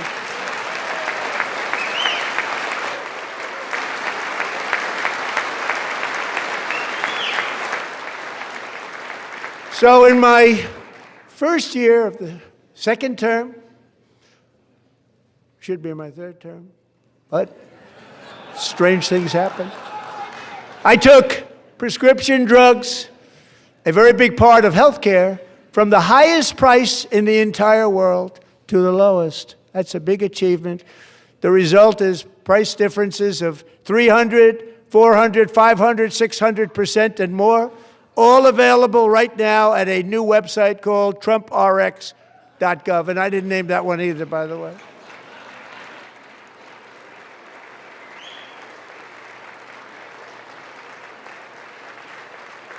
And here tonight is the very first customer ever to get that big discount, and it is big, Catherine Rayner. For 5 years, she and her husband have struggled with infertility, and they turned to IVF. One drug has been costing Catherine $4,000 to purchase, but a few weeks ago, she logged onto the Trump RX website and got that same drug that cost $4,000, got it for under $500. A reduction of much more, actually, than $3,500. Catherine, we are all praying for you, and you're going to be a great mom.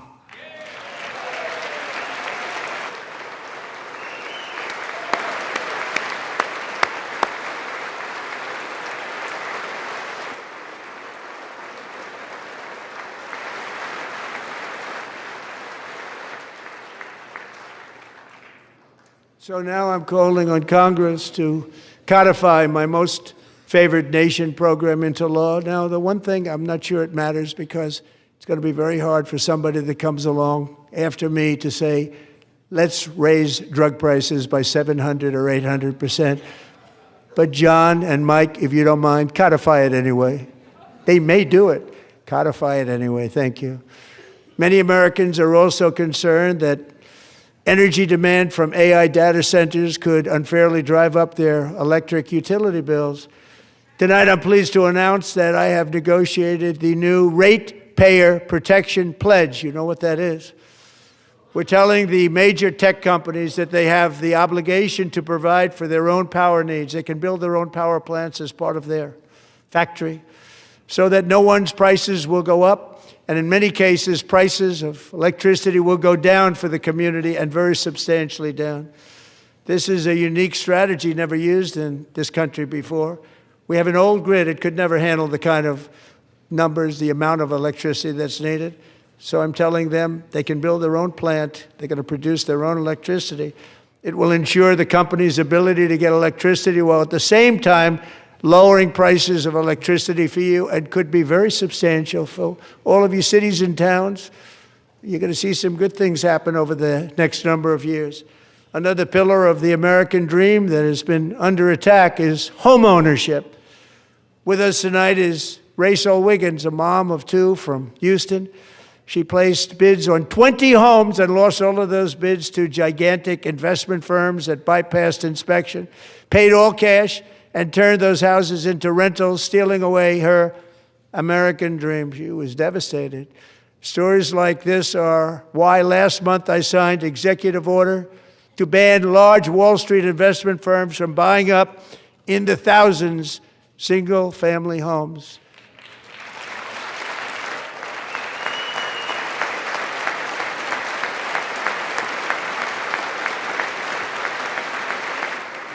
And now I'm asking Congress to make that ban permanent, because homes for people, really, that's what we want. We want homes for people, not for corporations. Corporations are doing just fine. Rachel, thank you very much. Good luck with your home. You'll get one soon.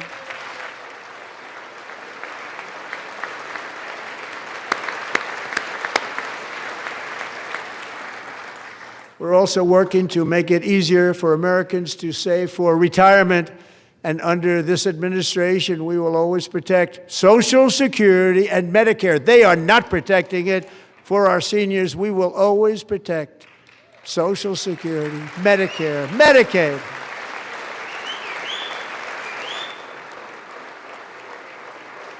Since I took office, the typical 401k balance is up by at least $30,000.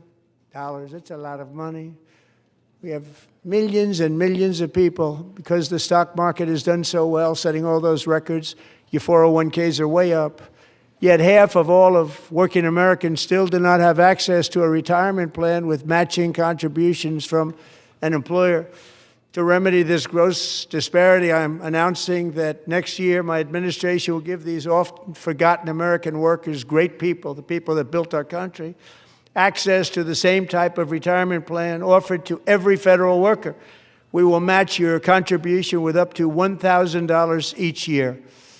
As we ensure that all Americans can profit from a rising stock market, let's also ensure that members of Congress cannot corruptly profit from using insider information.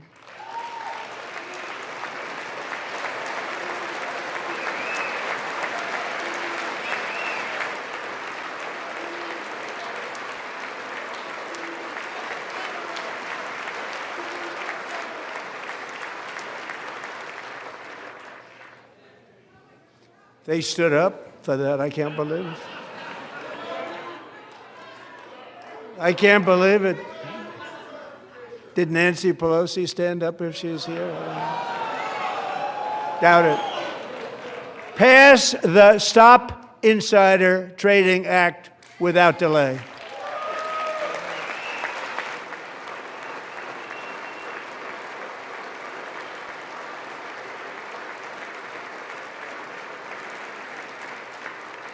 I wasn't sure if anybody even on this side was going to applaud for that. I'm very impressed. Thank you. I'm very impressed. But when it comes to the corruption that is plundering, it's plundering America.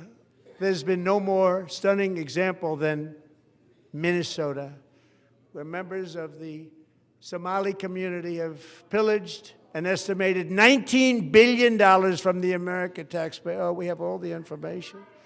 And in actuality, the number is much higher than that. And California, Massachusetts, Maine, and many other states are even worse. This is the kind of corruption that shreds the fabric of a nation, and we are working on it like you wouldn't believe.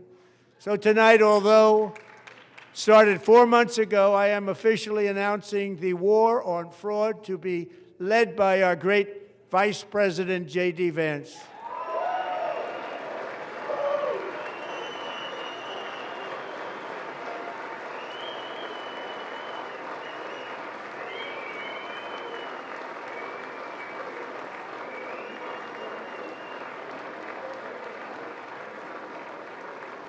He'll get it done. If we're able to find enough of that fraud, we will actually have a balanced budget overnight. It'll go very quickly. That's the kind of money you're talking about. We'll balance our budget. The Somali pirates who ransacked Minnesota remind us that there are large parts of the world where corruption and lawlessness are the norm, not the exception. Importing these cultures through unrestricted immigration and open borders brings those problems right here to the USA. And it is the American people who pay the price in higher medical bills, car insurance rates, rent, taxes, and perhaps most importantly, crime. We will take care of this problem. We're going to take care of this problem. We are not playing games. Delilah.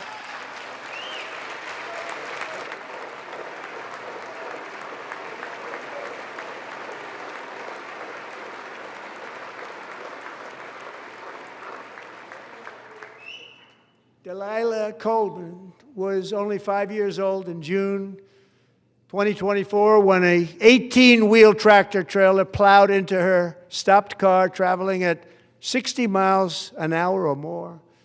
The driver was an illegal alien let in by Joe Biden and given a commercial driver's license by open borders politicians in California. Doctors said Delilah would never be able to walk or talk, have a good life. She wouldn't even be able to eat again. But against all odds, she is now in the first grade learning to walk. And she's here this evening with her dad, Marcus, a fantastic man. Delilah, please, you are a great inspiration. Please stand up.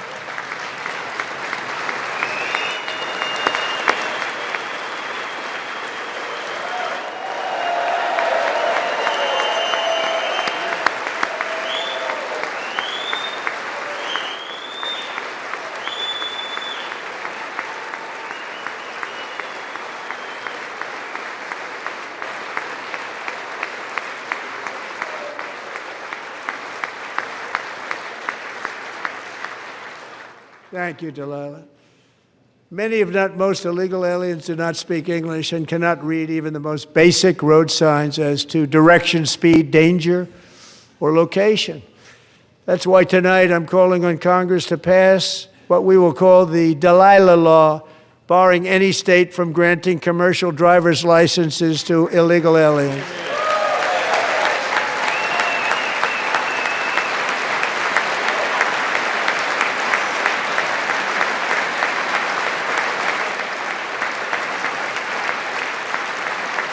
And yesterday, as you probably saw at the White House, I hosted a ceremony with Americans who lost their treasured loved ones to the scourge of illegal immigration. People came into our country, how we allowed this to happen with our open borders. These are the angel moms and families that for decades our government betrayed and our media totally ignored. It was terrible. Hard to believe, actually. In 2023, a 16-year-old high school cheerleader named Elizabeth Medina was supposed to perform in her town's Christmas parade, but she never arrived. Her mother, Jacqueline, went home to look for her, and she found her lying dead in a bathtub, bleeding profusely after being stabbed 25 times. Elizabeth's killer was a previously arrested illegal alien who had broken in and brutally extinguished the brightest light in her family's life, violently and viciously. Her heartbroken mother is in the gallery to remind everyone in this chamber exactly why we are deporting illegal alien criminals to our country at record numbers, and we're getting them the hell out of here fast. We don't want them.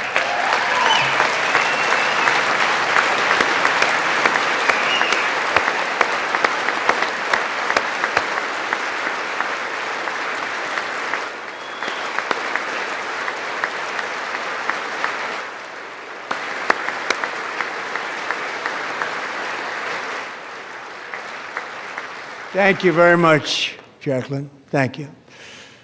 We can never forget that many in this room not only allowed the border invasion to happen before I got involved, but indeed they would do it all over again if they ever had the chance. If they ever got elected, they would open up those borders to some of the worst criminals anywhere in the world. The only thing standing between Americans and a wide open border right now is President Donald J. Trump and our great Republican patriots in Congress. Thank you. Thank you.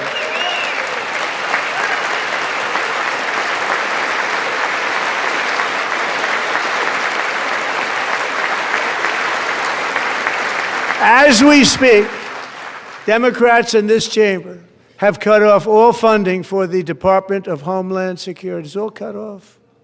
It's all cut off. They have instituted another Democrat shutdown, the first one costing us 2 points on GDP. 2 points we lost on GDP, which probably made them quite happy, actually. Now they have closed the agency responsible for protecting Americans from terrorists and murderers. Tonight I'm demanding the full and immediate restoration of all funding for the border security, homeland security of the United States, and also for helping people clean up their snow. We have no money because of the Democrats, and it would be nice, we'd love to give you a hand at cleaning it up, but you gave no money. Nobody's getting paid. It's a shame. So you have to think about it. We have, in case you didn't know, a pretty large snowstorm out there. One of the great things about the State of the Union is how it gives Americans the chance to see clearly what their representatives really believe. So tonight I'm inviting every legislator to join with my administration in reaffirming a fundamental principle. If you agree with this statement, then stand up and show your support. The first duty of the American government is to protect American citizens, not illegal aliens.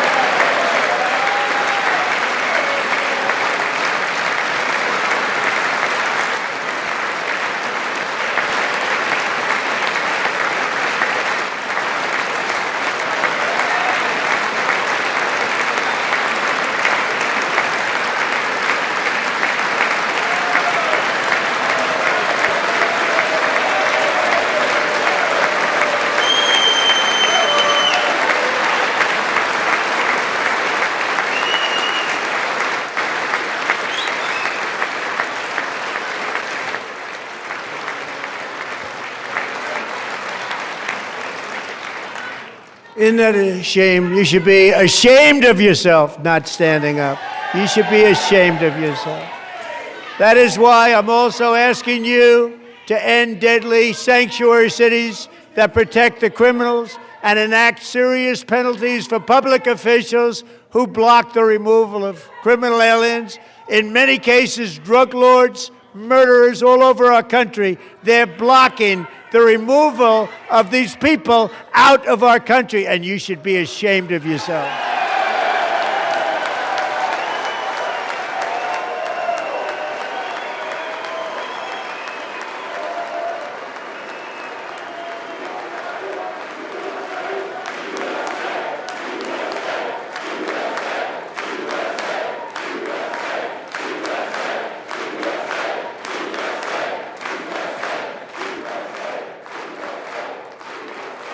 And perhaps most importantly, I'm asking you to approve the Save America Act.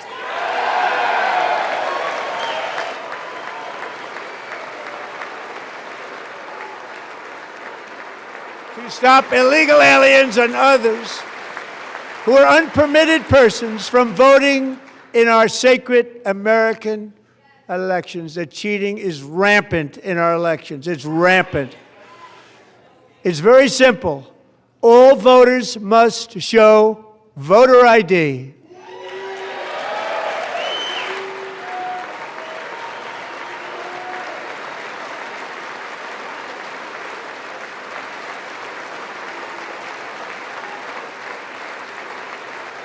All voters must show proof of citizenship in order to vote.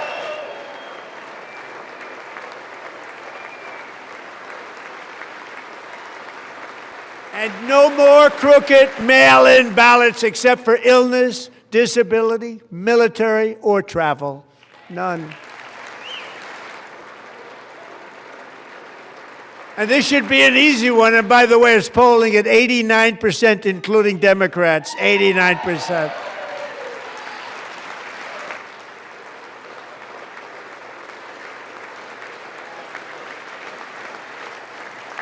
And even the new communist mayor of New York City, I think he's a nice guy, actually. Speak to him a lot. Bad policy, but nice guy. Just said they want people to shovel snow. They got hit hard. Wants them to shovel snow, but if you apply for that job, you need to show 2 original forms of ID and a Social Security card.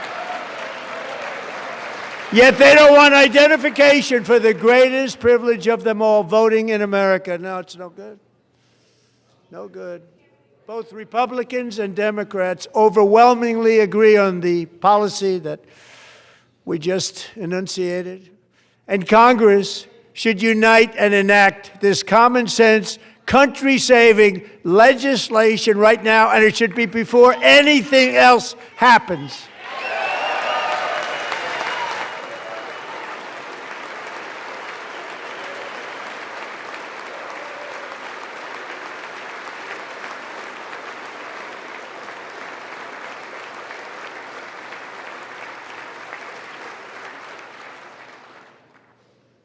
And the reason they don't want to do it, why would anybody not want voter ID? One reason, because they want to cheat. There's only one reason.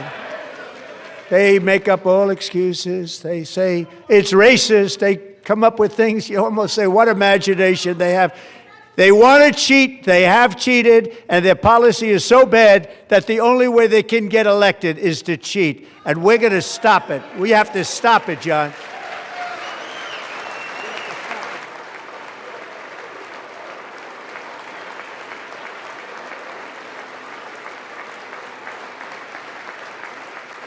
And here is one more opportunity to show common sense in government. In the gallery tonight are Sage Blair and her mother, Michelle. In 2021, Sage was 14 when school officials in Virginia sought to socially transition her to a new gender, treating her as a boy and hiding it from her parents. Hard to believe, isn't it?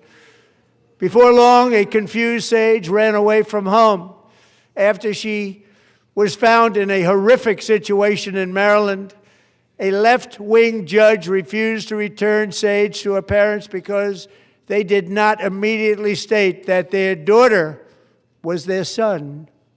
Sage was thrown into an all-boys state home and suffered terribly for a long time.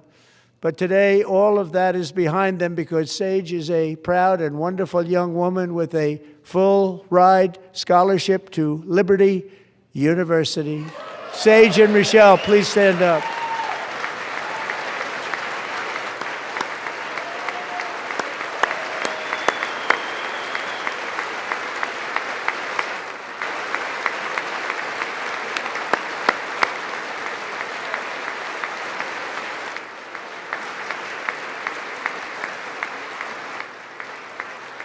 And thank you for your great bravery. And who can believe that we're even speaking about things like this?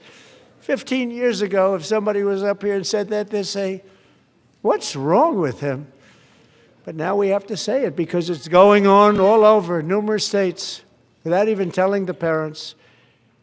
But surely we can all agree no state can be allowed to rip children from their parents' arms and transition them to a new gender against the parents' will. Who would believe that we're even talking about this? We must ban it, and we must ban it immediately.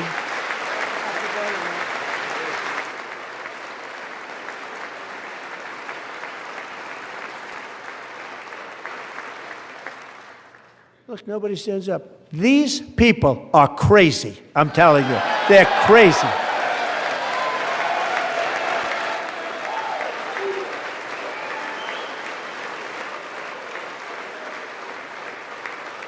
Amazing. Incredible. Boy, oh boy. We're lucky we have a country. With people like this, Democrats are destroying our country, but we've stopped it just in the nick of time, didn't we? Huh?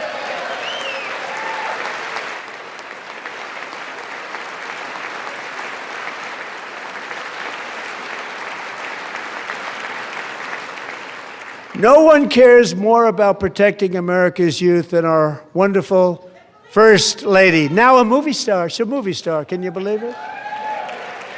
Who would have believed that? Over the past year, she has had an incredible impact championing AI legislation, advancing a landmark executive order on foster care, and helping secure $30 million to launch the Melania Trump Foster Youth to Independence Initiative. It's a tremendous, really a tremendous thing that happened and had a lot of bipartisan support. She gets much better bipartisan support than I do. I get none. She gets a lot.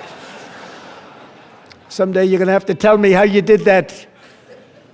And students and educators in every state have joined the First Lady's efforts in the presidential AI challenge, keeping America's next generation positioned to succeed and strongly succeed in the future. Tonight, we welcome two young people whose lives reflect the First Lady's impact, Sierra Burns and Everest Nevermont. Thank you both, and Melania, thank you. I know how hard you worked on it. Thank you very much.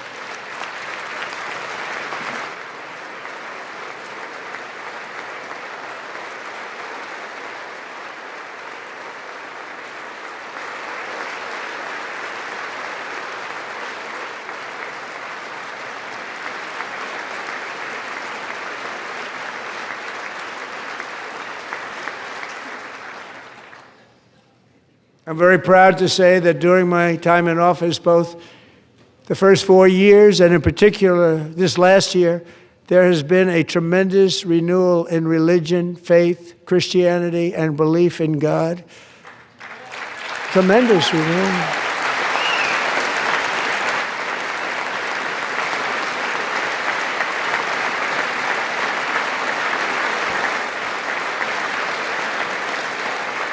This is especially true among young people, and a big part of that had to do with my great friend, Charlie Kirk, a great guy, great man.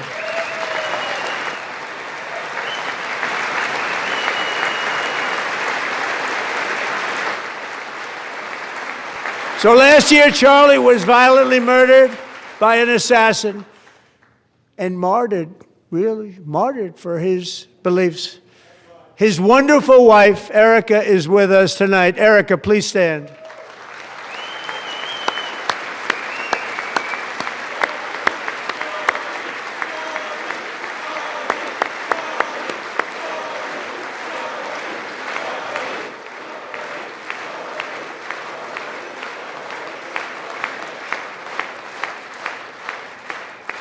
Thank you, Erica.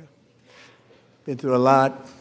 In Charlie's memory, we must all come together to reaffirm that America is one nation under God, and we must totally reject political violence of any kind.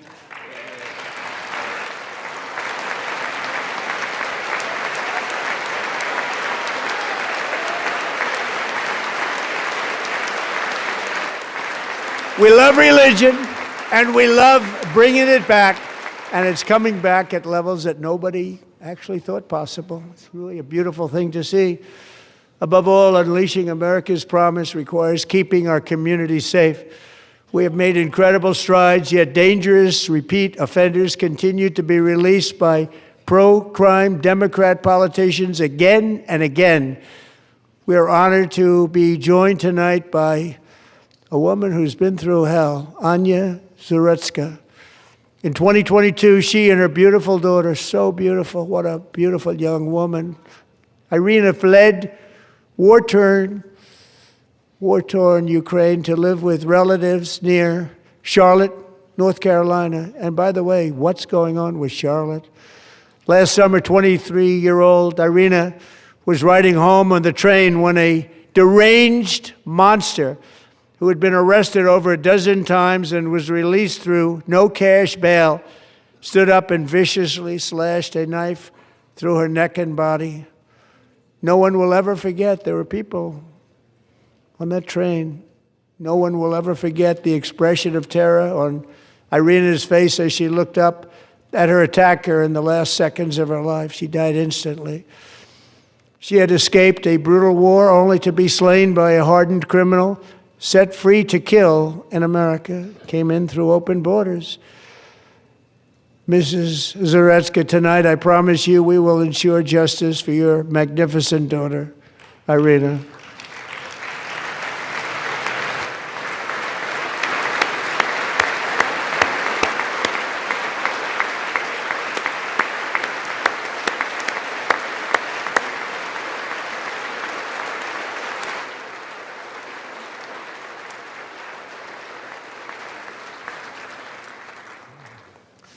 How do you not stand? How do you not stand? I'm asking this Congress to pass tough legislation to ensure that violent and dangerous repeat offenders are put behind bars, and importantly, that they stay there.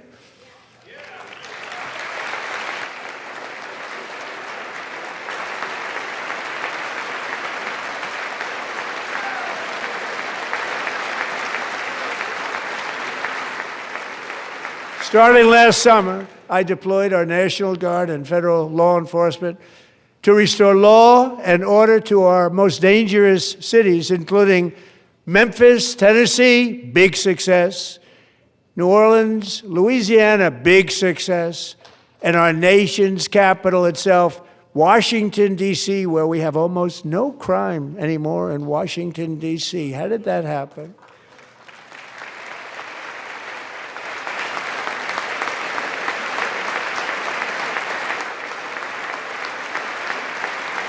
In fact, crime in Washington is now at the lowest level ever recorded, and murders in D.C. this January were down close to 100% from a year ago.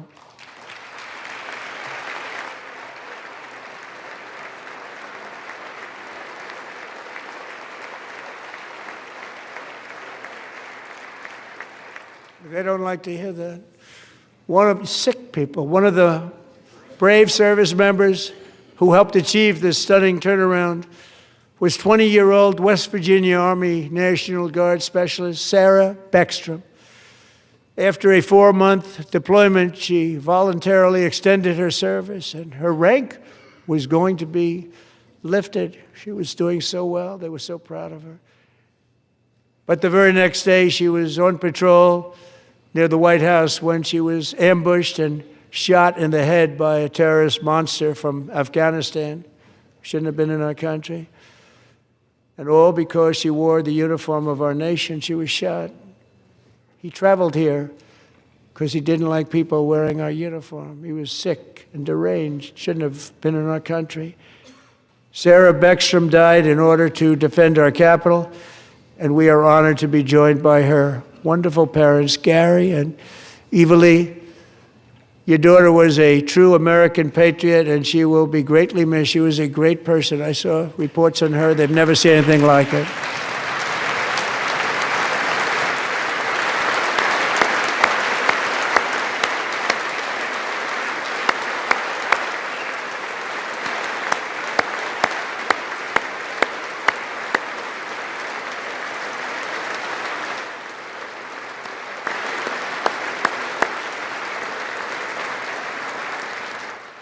So sorry. Thank you very much.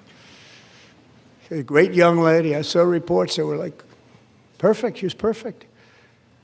Serving alongside Sarah that day was Staff Sergeant Andrew Wolf. The terrorist shot Andrew in the head, and no one thought he could possibly make it. The two of them, Sarah and Andrew, both shot violently in the head. Neither was expected to make it.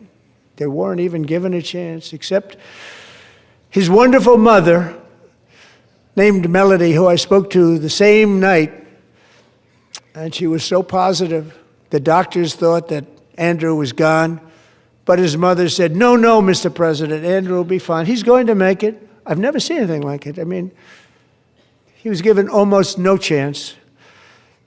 She said, I have no doubt, sir, he's going to be okay. This was a conversation that I had with her that night, with her son laying helplessly in bed, blood all over.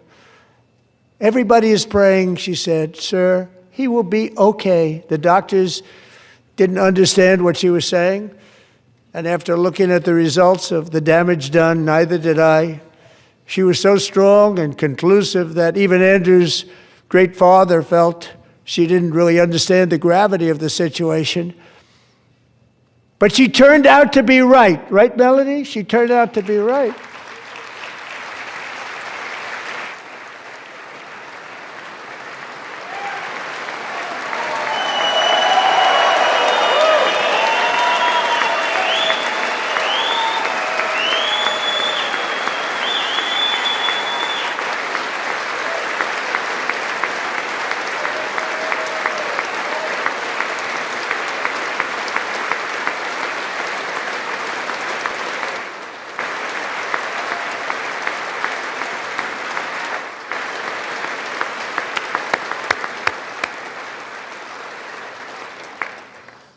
Amazing, actually.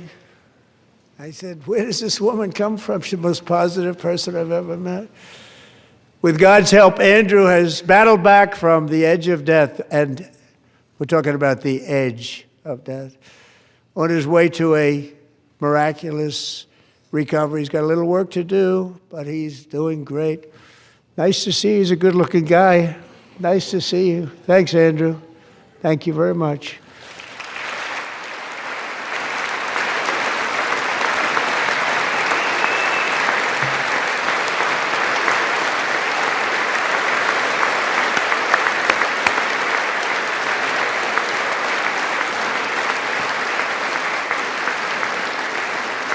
So, Andrew, while you're up, now I'm going to ask a highly respected General James Seward to present Staff Sergeant Andrew Wolf and the great family of Sarah Beckstrom with the award created by our late, great President George Washington himself. It's called the Purple Heart.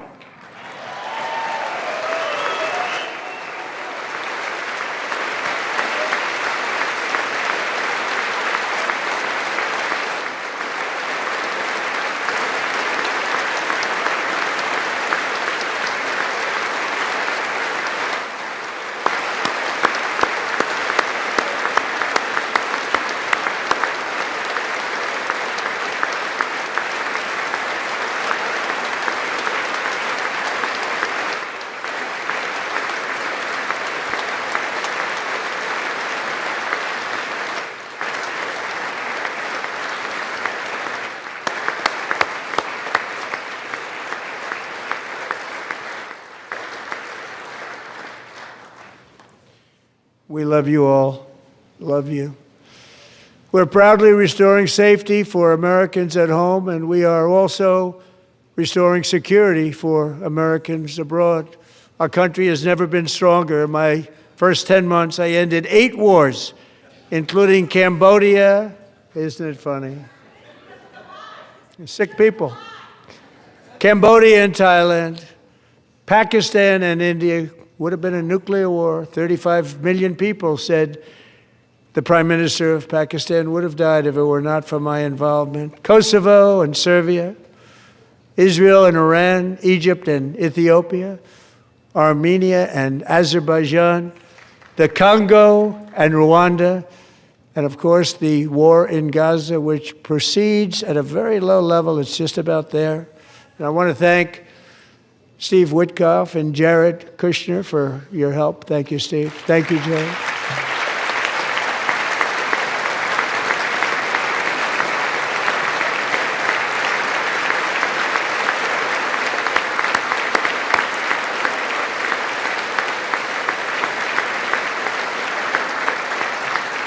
And I also want to thank the man they report to, Secretary of State Marco Rubio. Thank you, Marco.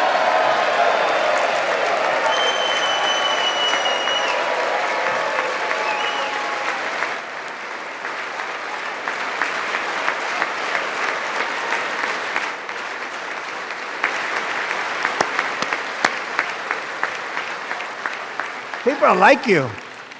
You know, Marco got 100% of the votes when he was in confirmation. I think our next one was about 54%. And some of the Democrats are now saying, I can't believe we approved that guy. And he said it's an honor that they feel that way, right, Marco? You have done a great job, great Secretary of State. I think he'll go down as the best ever.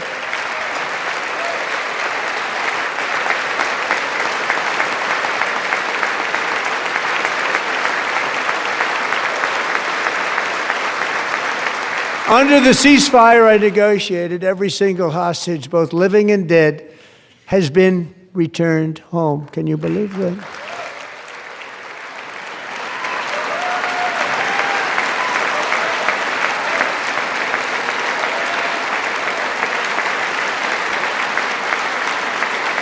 Nobody thought it was possible. Nobody thought that was possible. Both living and dead. And those parents who had a dead son, their boy, they'd always tell me their boy, they wanted him as much as though he were living.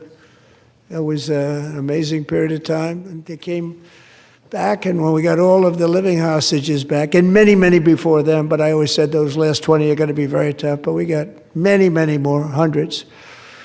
But I said those last 20 are going to be tough. We got them back.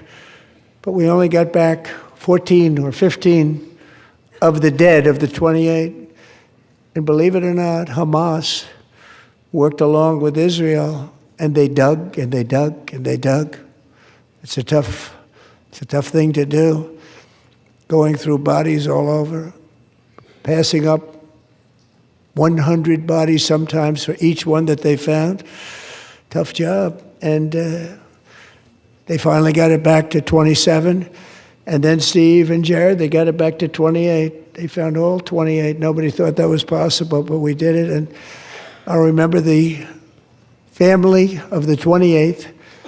They were so grieved, but they were so happy as it's possible to be. They had their boy back. The mother said, "Sir, we have our boy back."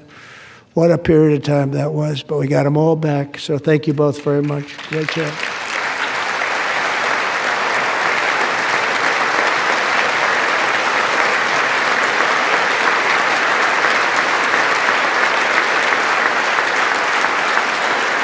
And we're working very hard to end the 9th war, the killing and slaughter between Russia and Ukraine, where 25,000 soldiers are dying each and every month. Think of that, 25,000 soldiers are dying a month. A war which would have never happened if I were president, would have never happened. As president, I will make peace wherever I can, but I will never hesitate to confront threats to America wherever we must. That's why in a breakthrough operation last June, the United States military obliterated Iran's nuclear weapons program with an attack on Iranian soil known as Operation Midnight Hammer.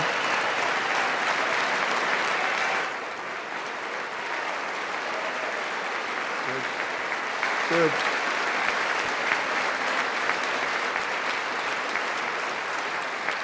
For decades, it had been the policy of the United States never to allow Iran to obtain a nuclear weapon. Many decades. Since they seized control of that proud nation 47 years ago, the regime and its murderous proxies have spread nothing but terrorism and death and hate. They've killed and maimed thousands of American service members and hundreds of thousands and even millions of people with what's called roadside bombs. They were the kings of the roadside bomb. And we took out Soleimani. I did that during my first term. Had a huge impact. He was the father of the roadside bomb.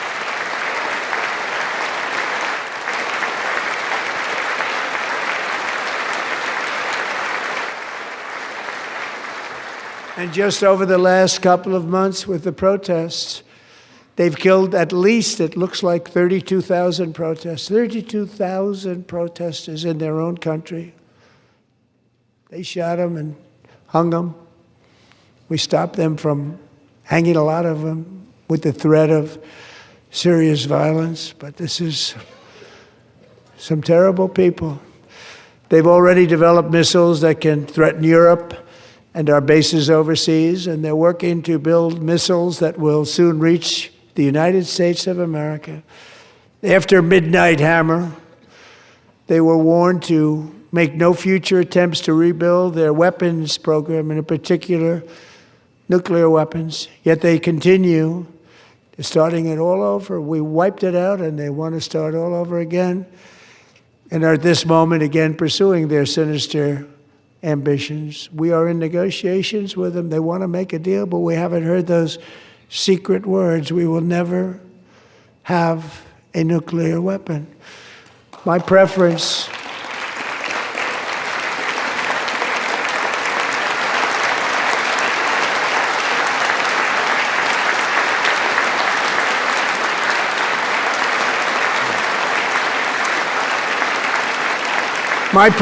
is to solve this problem through diplomacy.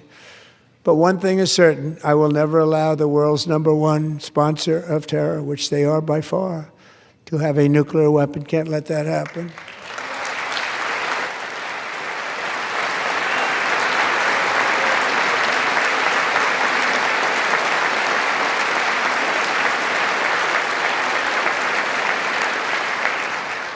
And no nation should ever doubt America's resolve. We have the most powerful military on earth. I rebuilt the military in my first term. We're going to continue to do so. Also, we just approved a $1 trillion budget. We have no choice. We have to be strong because hopefully we will seldom have to use this great power that we built together.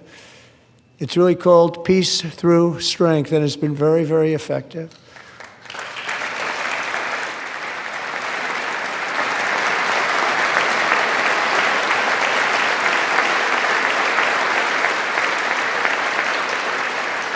So thanks to Republicans in Congress, we're investing that record number of dollars, have no choice, in the United States Armed Forces. Also creating a lot of jobs, but we're not even doing it for that reason. Because as I said, we have more jobs, more people working today than ever before in the history of our country. And NATO countries are friends and allies. They are. They're our friends and they're our allies. Have just agreed, at my very strong request, to pay 5% of GDP for military defense rather than the 2%, which they weren't paying. We were paying for almost all of NATO. Now they're paying 5 as opposed to not paying 2.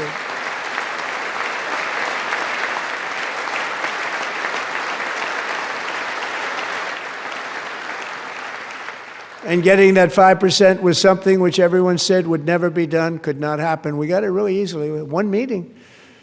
And big difference between 2% that's not paid. We were paying the freight of many of them. Very few were paid up. Now 5%, then they're paid. And everything we send over to Ukraine is sent through NATO, and they pay us in full. They pay us totally in full. Every branch of our armed forces is setting records for recruitment. This is so exciting. And every service member recently.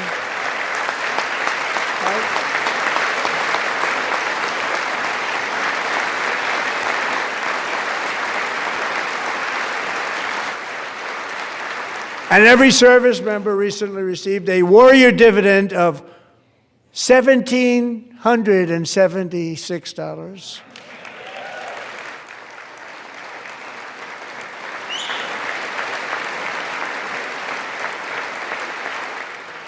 You know, they put it on my desk. We got the money from tariffs and other things, a lot of money we have. We have much more money than people understand. Have to rebuild that program a little bit, but it won't take long. But we got the money, and it was $1,775, and they wanted my approval. And I said, what's the number? $1,775. I said, wait a minute, for one more dollar, we can have $1,776. It's going to I said, we're going to figure that. I never asked anybody if we could afford it. One more dollar, I said $1,776.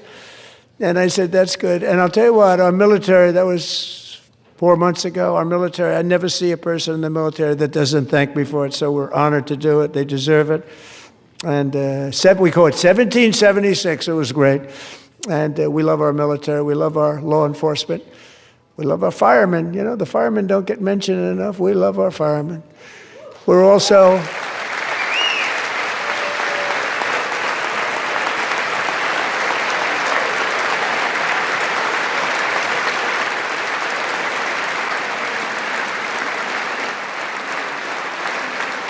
We're also restoring American security and dominance in the Western Hemisphere, acting to secure our national interests and defend our country from violence, drugs, terrorism, and foreign interference. For years, large swaths of territory in our region, including large parts of Mexico, really large parts of Mexico, have been controlled by murderous drug cartels. That's why I designated these cartels as foreign terrorist organizations, and I declared illicit fentanyl as a weapon of mass destruction.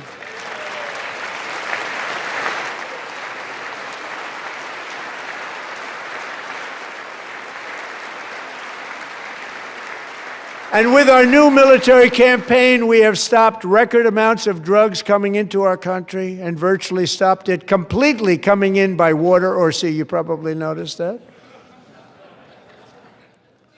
We very seriously damaged their fishing industry also. Nobody wants to go fishing anymore. We've also taken down one of the most sinister cartel kingpins of all. You saw that yesterday. In January,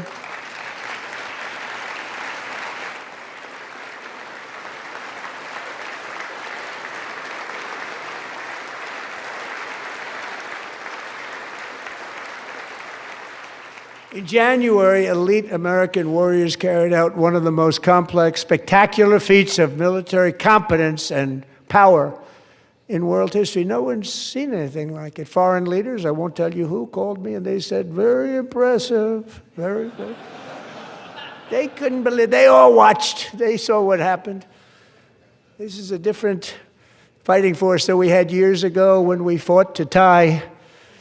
You know, it's a great fighting force. I'm so proud of it. Look at Space Force. Space Force is my baby, because we did that. My baby is becoming so important.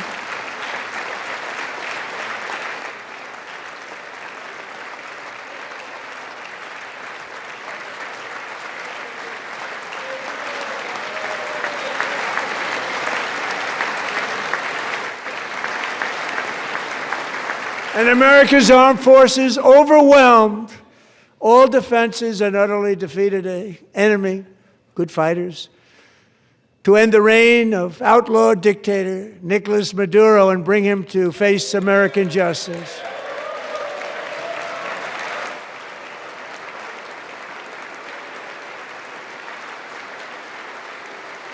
And this was an absolutely colossal victory for the security of the United States, and it also opens up a bright new beginning for the people of Venezuela. We're working closely with the new president of Venezuela, Delcy Rodriguez, to unleash extraordinary economic gains for both of our countries and to bring new hope to those who have suffered so terribly. They really did suffer. With us tonight is Alejandro Gonzalez. She grew up in a tight-knit Venezuelan family and was especially close to her beloved uncle Enrique. But after Enrique ran for office and opposed Maduro, he was kidnapped by Maduro's security forces and thrown into the regime's really infamous prison in Caracas. Alejandro feared she would never see her uncle again. She feared for her own life also. But since the raid, we have worked with the new leadership, and they have ordered the closure of that vile prison and released hundreds of political prisoners already, with more to come. Alejandro, I'm pleased to inform you that not only has your uncle been released, but he is here tonight. We brought him over to celebrate his freedom with you in person. Enrique, please come down.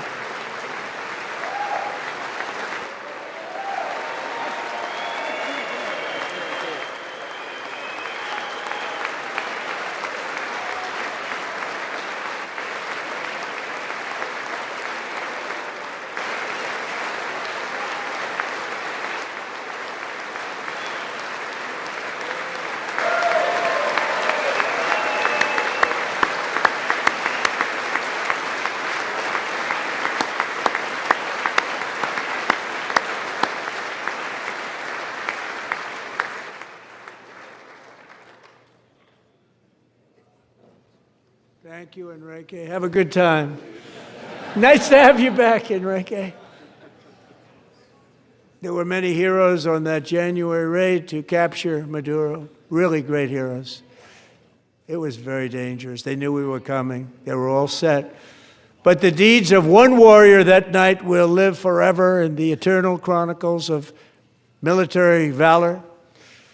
Chief Warrant Officer 5, Eric Slover, planned the mission and was the flight lead in the cockpit of the first helicopter, a big, beautiful, powerful helicopter. It was a massive Chinook carrying, as you can imagine, many, many American warfighters.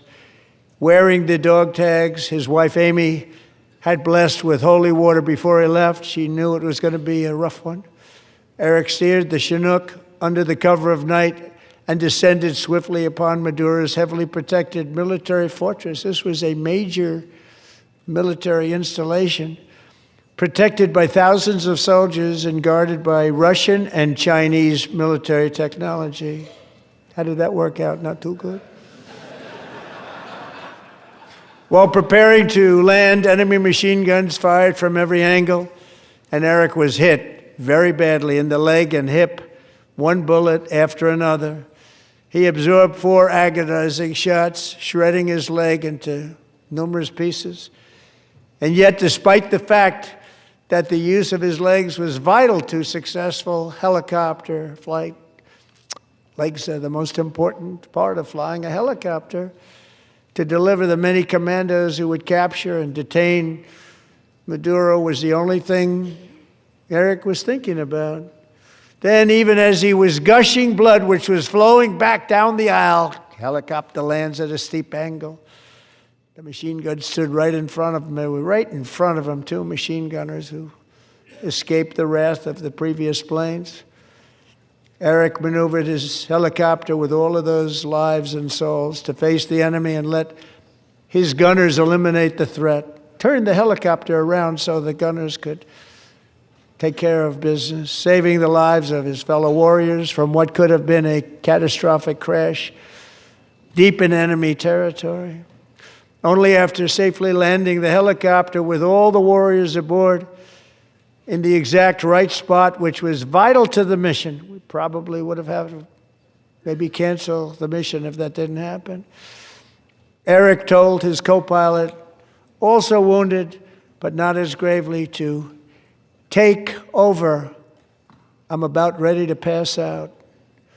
The success of the entire mission and the lives of his fellow warriors hinge on Eric's ability to take the searing pain. It was unbelievable what's happened to his legs of the bullets and keep on flying and landing and People knew what was happening. Everybody in the back of the helicopter knew because they saw the blood pouring down the aisle. Chief Warrant Officer Slover is still recovering from his serious wounds, but I'm thrilled to say that he is here tonight with his wife, Amy, Eric, and Amy. Come on in.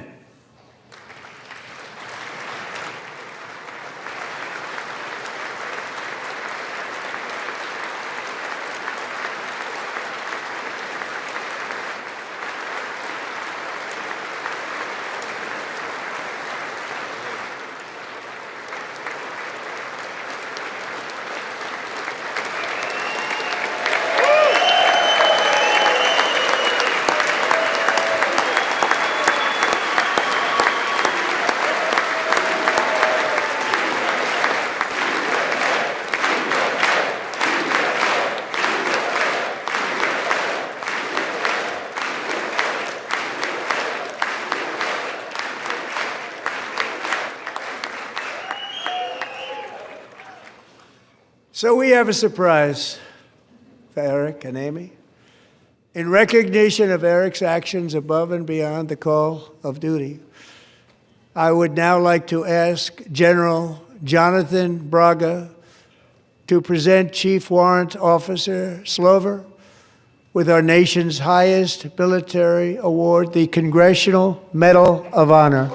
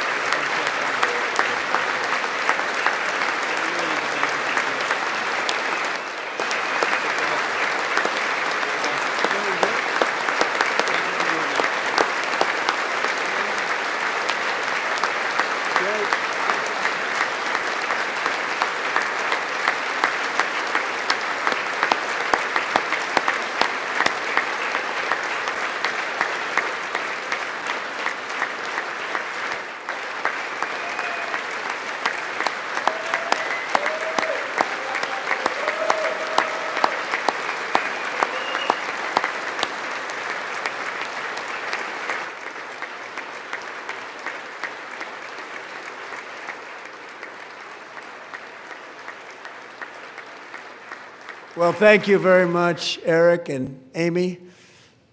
Great to get to know you. I met with them and with a lot of their fellow warriors at Fort Bragg recently. You notice the name Fort Bragg, we have it back, we brought it back. We won the First World War with it, the Second World War with it, and then they decided to change the name. So we changed it back. Everybody wanted to change back too. And 10 of Eric's fellow warriors from that incredible night of victory will also be receiving medals at a private ceremony that will soon be held at the White House, and Eric will be there. Thank you.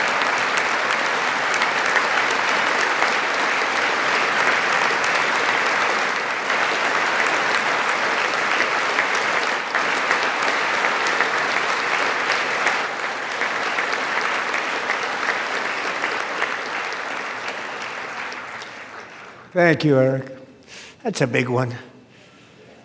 Tonight we've celebrated many truly extraordinary American patriots, but there is one last living legend to honor before we go. He is one more heroic American aviator, Navy fighter pilot. Royce Williams served in World War II, Korea, Vietnam, flying more than 220 missions. In the skies over Korea in 1952, Royce was in the dogfight of a lifetime, legendary dogfight. Flying through blizzard conditions, his squadron was ambushed by 7 Soviet fighter planes. It was his first aerial combat of the war, and despite being massively outnumbered and outgunned, Royce led the takedown of 4 enemy jets and almost destroyed the others, vanquishing his adversaries while taking 263 bullets to his own plane and being seriously hurt. His story was secret for over 50 years. He didn't even want to tell his wife, but the legend grew and grew. But tonight, at 100 years old, this brave Navy captain is finally getting the recognition he deserves. He was a legend long before this evening. Royce, please stand up, and I will ask the First Lady of the United States to present Captain Royce Williams with his Congressional Medal of Honor.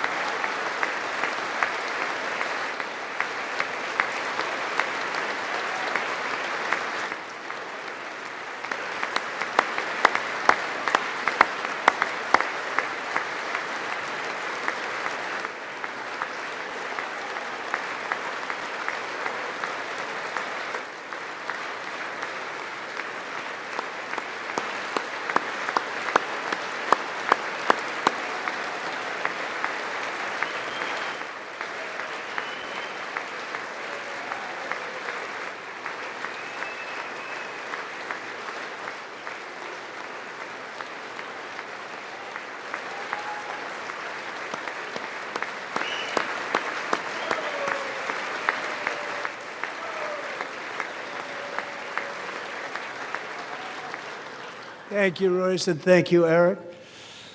I've always wanted the Congressional Medal of Honor, but I was informed I'm not allowed to give it to myself, and I wouldn't know why I'd be taking it, but if they ever open up that law, I will be there with you someday. But you know, that's our highest honor, Congressional Medal of Honor, and that's a big thing, and it's an honor to be in the same room with you. Thank you both very much, Eric. Thank you.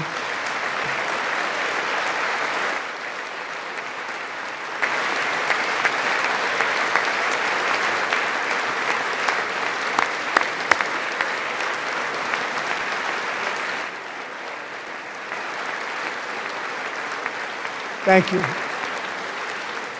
250 years is a long time in the life of a nation, but in another sense, it's really a mere moment in the eye of history. Two of the gentlemen we met in the gallery this evening took their first breaths 1 century ago, 100 years before that, on July 4th, 1826, the author of the Declaration of Independence, brilliant, Thomas Jefferson, drew his last breath. Just a single long human lifespan separates the giants who declared and won our independence from the heroes who stand among us tonight. Everything our nation has done, everything we have achieved, has been the work of those few great lifetimes. In those brief chapters, Americans built this nation from 13 humble colonies into the pinnacle of human civilization and human freedom, the strongest, wealthiest, most powerful, most successful nation in all of history. Americans ventured out across the daunting and dangerous continent. We carved paths through an unforgiving wilderness, settled a boundless frontier, and tamed the beautiful but very, very dangerous Wild West. From empty marshes and wide open plains, we raised up the world's greatest cities.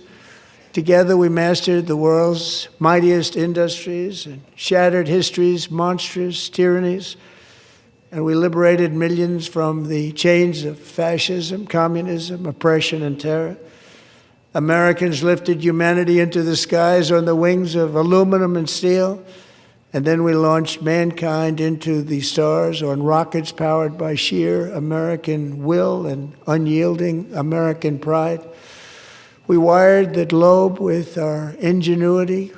We captivated the planet with American culture.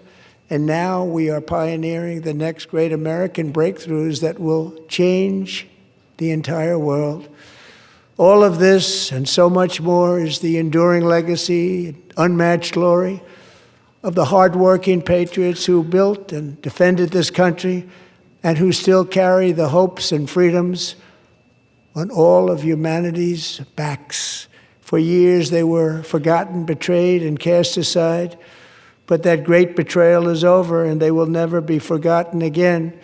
Because when the world needs courage, daring, vision, and inspiration, it is still turning to America. And when God needs a nation to work his miracles, he knows exactly who to ask. There is no challenge Americans cannot overcome, no frontier too vast for us to conquer, no dream too bold for us to chase, no horizon too distant for us to claim. For our destiny is written by the hand of providence, and these first 250 years were just the beginning. From the rugged border towns of Texas to the heartland villages of Michigan, from the sun-kissed shores of Florida to the endless fields of the Dakotas, and from the historic streets of Philadelphia to right here in our nation's capital, Washington, D.C., the golden age of America is upon us. The revolution that began in 1776 has not ended. It still continues because the flame of liberty and independence still burns in the heart of every American patriot. And our future will be bigger, better, brighter, bolder, and more glorious than ever before. Thank you, God bless you, and God bless America.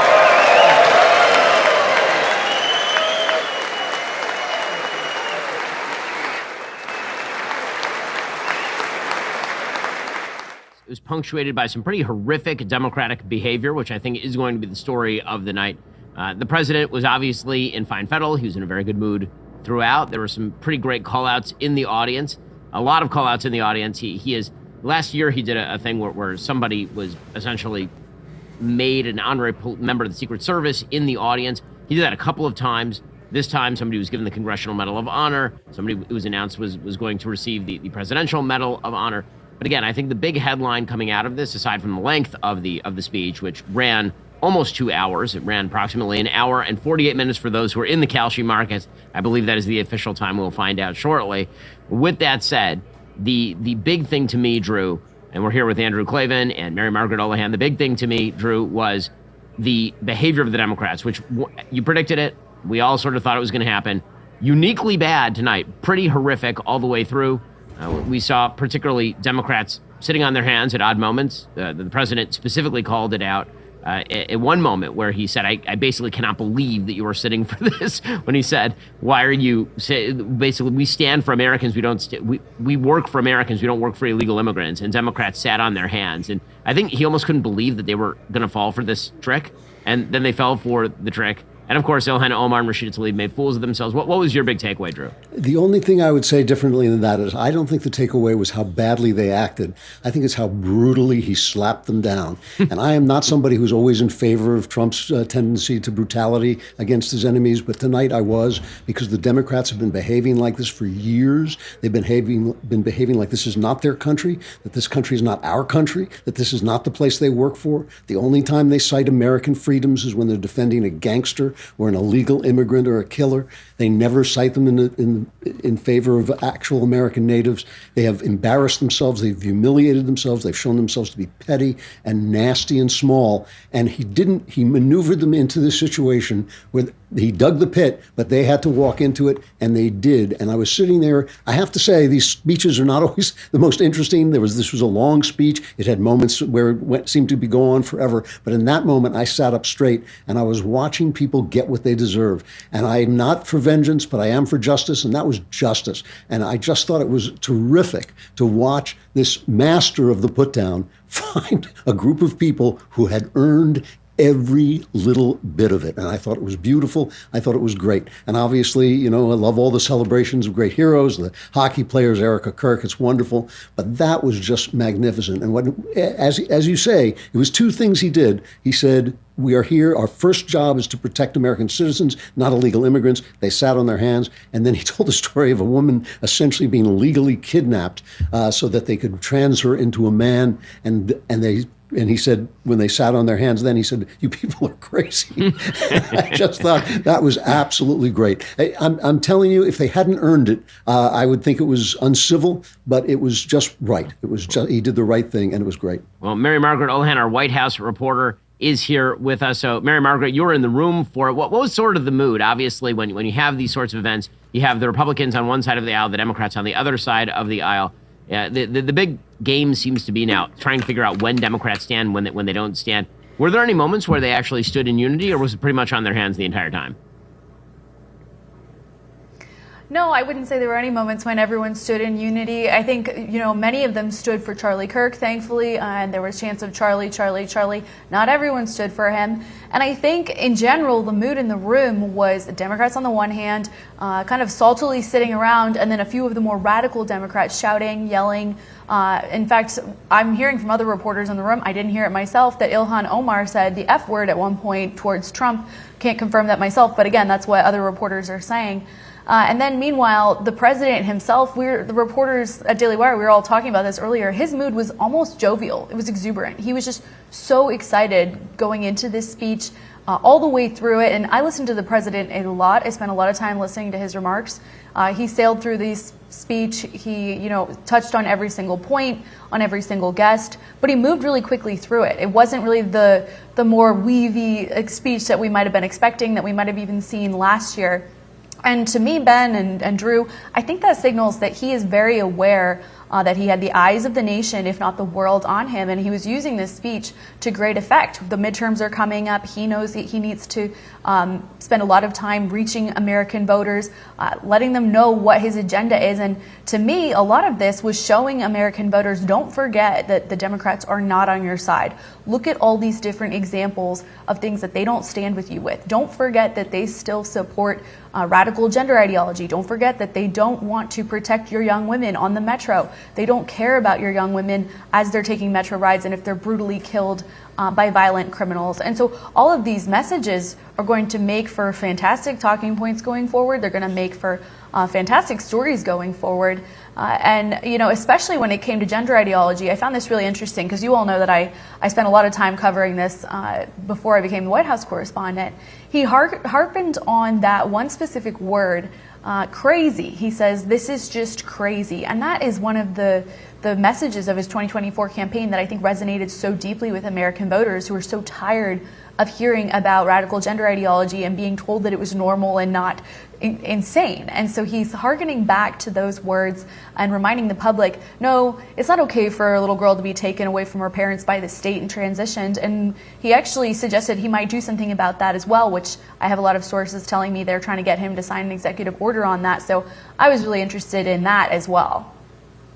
And one of the things that I think was pretty astonishing about the speech is how little actual policy there was in it. So he mentioned some of the policies that, of course, he has promoted. As you say, Mary Margaret, he moved really fast through that. So he would mention a policy that he'd done, and then he'd move pretty quickly into story time. And he would pick somebody out of the audience and explain how the policy had personally impacted somebody in the audience rather than going into the details of the policy, which I thought was actually quite smart because the overall sort of tenor of the speech was less about, here are the things that I'm doing that you may or may not agree with or understand, and more about, I actually care about people, and these people over here don't care about people. And them not clapping for the people became, I thought, his chief weapon tonight. I thought he used it to great effect. For those who missed it, obviously the most evocative moment was the moment when the president got into a war of words with Ilhan Omar. He was speaking about fraud in Somali communities in Minnesota. She started screaming back at him.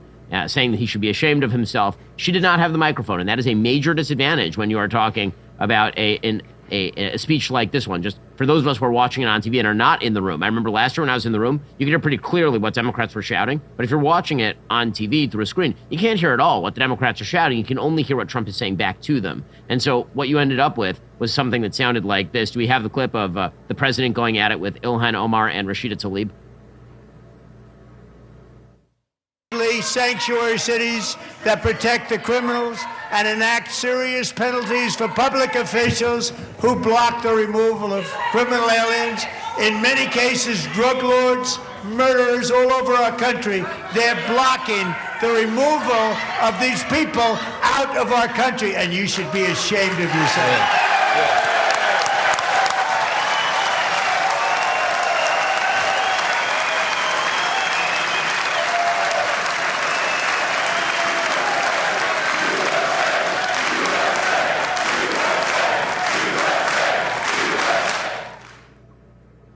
Now, I will say that one of the shots that was excluded from that clip was a shot that appeared to be into the crowd, Rashida Tlaib and Ilhan Omar at that point, and it's pretty obvious from just some basic lip reading that while people were chanting USA, Rashida Tlaib was mouthing KKK, which is pretty astonishing stuff. And if indeed that is what she was mouthing, then that is going to be a massive headline tonight and tomorrow. As well, it should be. She, of course, is a radical. She stood with terror supporters her entire career in the Congress. Same thing is true of Ilhan Omar. If they want to make that the face of the Democratic Party, man, you are welcome to it. What a massive boo-boo for the Democratic Party. Mary Margaret, while we have you, I want to ask you about the sort of most fun moment of the night, which obviously was the U.S. men's hockey team coming in, which was a kick. I mean, I love that we basically got the president as sportscaster, which was really fun. He basically narrated the game and talked about the various numbers of saves and all the rest of it. What was the mood in the room like when they came in? Well, they're just so much fun, and they came in right in between all of the press. So, the Capitol Hill press are sitting all together in their press seats, and they're looking a little dour and not super into the whole evening. And this USA men's hockey team just came down in between them. There's a really funny shot on Twitter that people should check out where there's a reporter who has a mask on, and he's kind of slumped over his computer and looking really dejected. And then right next to him, these hockey players are just beaming, absolutely full of life, delighted to be there. It's a hilarious contrast. But the room just exploded with shouts and excitement, and the president, obviously, he knows every play of that game because he watched it. He understands it. He cares about it. He loves these guys genuinely, as we know from the video of him interacting with them as they were in the locker room celebrating their win. I heard that these guys were hanging out in a side room with pizza and beer, which I think is a fun way to help them enjoy the State of the Union without being too locked in. While they're still celebrating. And, this is just a very fun part of this evening. And I think also lends itself to the very patriotic element of this State of the Union. We're celebrating American excellence. We're celebrating patriotism. We're celebrating, for example, this service member who was part of the raid on Maduro. I loved the story that the president told about him, how his wife dipped his dog tags in holy water before he left because she knew he was going on some dangerous mission. And now he was here and honored in front of the whole world for his heroism in that mission. So just so many examples like this of Americans being honored and the president celebrating how truly amazing our country is. And it gives me chills just talking about it. It's just, we've been experiencing patriotism unlike anything we've seen in many years, and it's a lot of fun to be a part of it. Now, Drew, obviously you mentioned earlier these people are crazy clip. So did you, Mary Margaret. And we do have that clip as well. For those who missed it, this was the moment when the president basically lost it at the Democrats for failing to recognize that, hey, maybe, treating minor girls as though they are boys is a crazy thing to do. Here's what that sounded like when the president went off. Everybody stands up. These people are crazy. I'm telling you. They're crazy.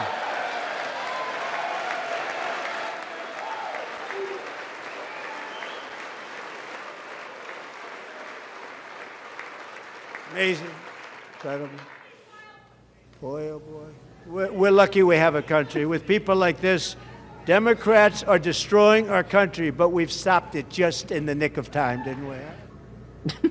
Yeah, this is a really interesting question about this. We always talk about the State of the Union, and we always try to be honest about the fact that it usually doesn't move the needle very much, but it can change the dialogue sometimes. And one of the things that's been shocking to me, as Trump's polls have not been very good, as people have said, unbelievably, that they're still as bad, they're worse off than they were a year ago.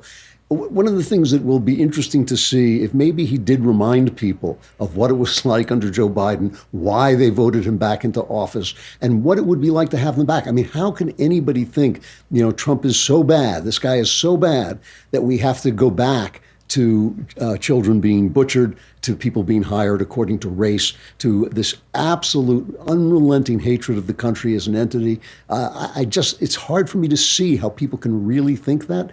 I may be wrong, maybe the polls are right, but I do wonder if that idea is so fragile that he may be broken. Drew, I think one of the things that tonight showed, and I think this is why Republicans have been looking for a face of the opposition to identify. I think one of the big flaws that Republicans have had to face down is the fact that Joe Biden was so forgettable that we've all forgotten that he was president already.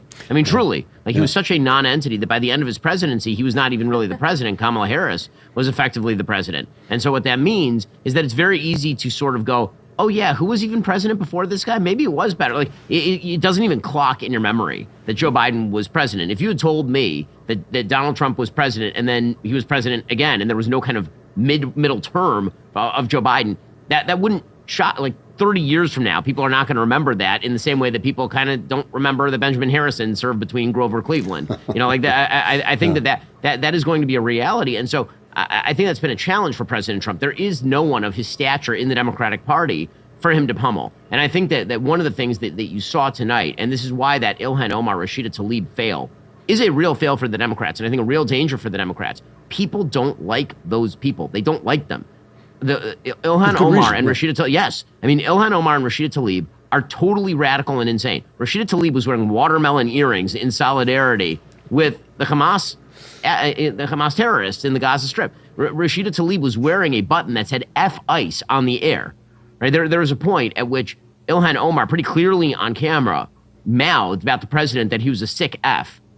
All that stuff was happening. It was all on camera. And so when you put that on the camera, you say, okay, here are your choices. It's this versus this. President Trump in a vacuum always doesn't poll very well. He never has polled amazingly in a vacuum, going all the way back to 2015, 2016. He always tends to poll a lot better the minute you put somebody else on the other side. Because again, as I said earlier on the show, Mary Margaret, there are two things in politics that are important. One is making it hard to vote for your opponent, and second is making it easy to vote for you. And the president sometimes has trouble with the second, but he's always very, very good at the first, and he needs an opponent.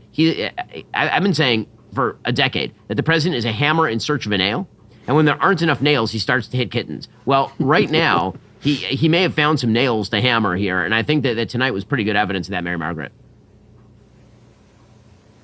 Absolutely. And I mean, earlier today we saw Kamala Harris saying that she might be considering running again. So I'm sure the president is excited to actually have a foe on the other side of the aisle, because until now we haven't had anyone truly declare. So we might have another Kamala, and that would be a very fun presidential run.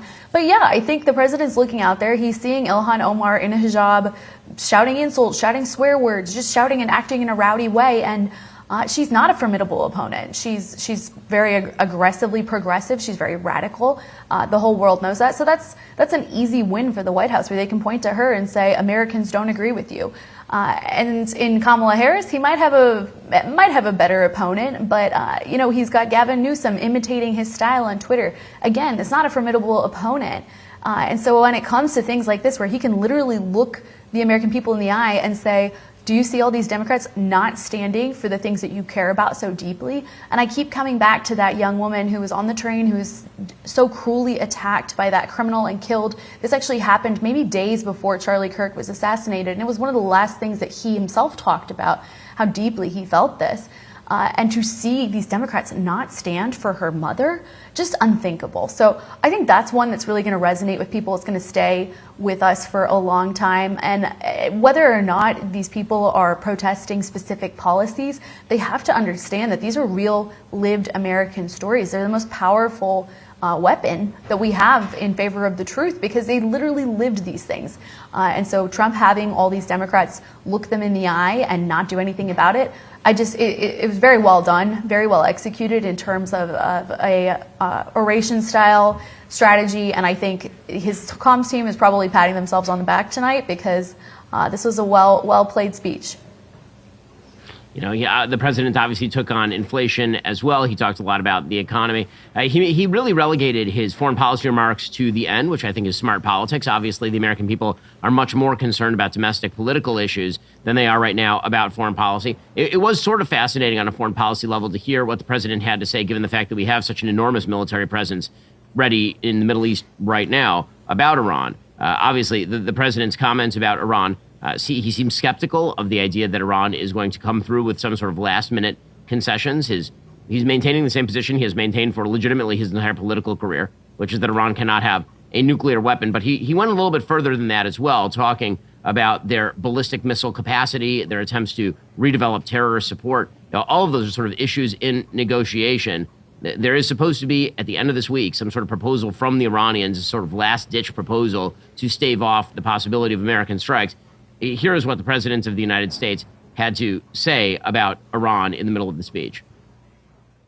My preference is to solve this problem through diplomacy. But one thing is certain, I will never allow the world's #1 sponsor of terror, which they are by far, to have a nuclear weapon. Can't let that happen.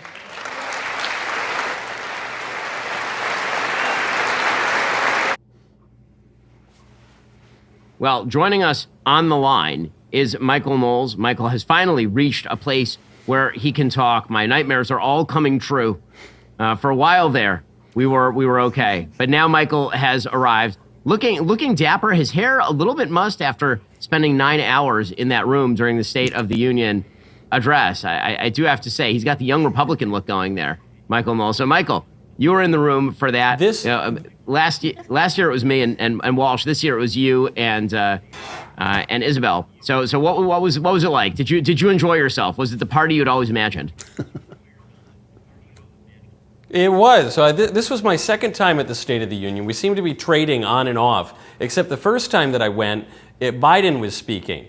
And so it was a much stranger experience because it was clear they had injected him with some kind of methamphetamine. And that was the year that he just kind of screamed everything at exactly the same volume for 91 minutes. And so this was my first year getting to see President Trump. You and Matt got to see Trump last year, though technically it was not a State of the Union. It was actually just a joint arrest of Congress. So anyway, I was honored to be at the first President Trump State of the Union. And he was great, because he was focused. He did a little weaving here and there, but he really stuck to the script. The script was written extraordinarily well, and where Trump did improvise, it was extremely effective. I was sitting front row right over the Democrats, so I got a pretty keen look, and very little surprises me in politics.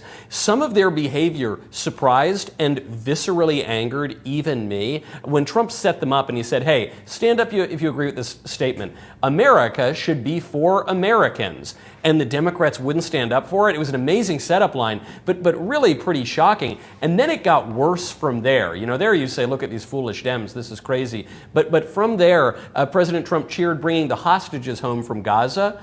I noticed Ilhan Omar and Rashida Tlaib, who were right down there in front of me, they did not stand up. I think other Dems didn't stand up either. That was pretty shocking. And then the most egregious moment of the night, this beautiful tribute to Charlie Kirk and to his widow Erica, who was there directly across the way. We could see her.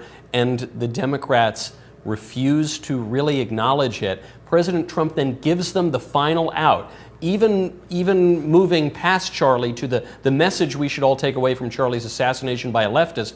Trump says, we're one nation under God, and we should reject political violence of all kinds. And many Democrats refuse to stand up for that. Chilling, a reminder that they want to kill us. And I'm not saying all of them want to kill us, but a surprising number of them want to kill us, overtly support political violence. in the Chamber of Commerce, in the Chamber of Congress at the State of the Union address. Really chilling, political malpractice by the Democrats. And so I understand why Hakeem Jeffries early on said, hey, Dems, just chill out. Or you know what? Maybe don't show up at all. Just please don't pull your usual shenanigans. We want to look half normal. And they couldn't even do that. Well, we do have that clip of the president basically baiting them where he says, America should be for defending Americans, and the Democrats take the bait. I honestly, the president is a master of this game. He knows the game better than anyone else in it. He has changed the game fundamentally in just the time that he's been president, because this sort of stuff never used to happen. I'm old enough to remember when it was a national scandal when Joe Wilson, a congressman from South Carolina, once yelled, "You lie," at President Obama, who was in fact lying. And now this has become the way that politics is done. And the president's taken advantage of that to full effect. Here's the president saying, hey guys, maybe you should stand up if you think that, America is for the American people. If you agree with this statement, then stand up and show your support. The first duty of the American government is to protect American citizens, not illegal aliens.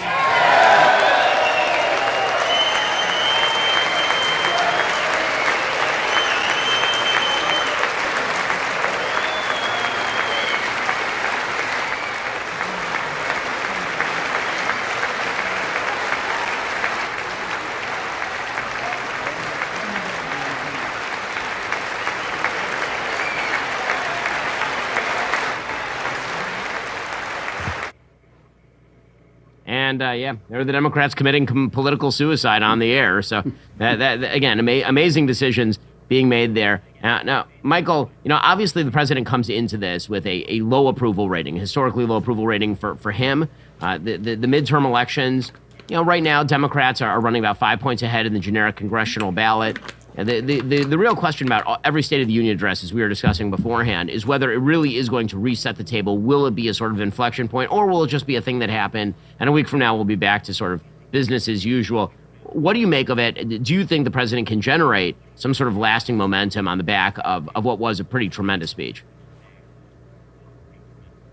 This was a great pivot, and I'm not saying that this will save the midterms for the Republicans or anything, but it certainly reset the message in exactly the way the president had to do it.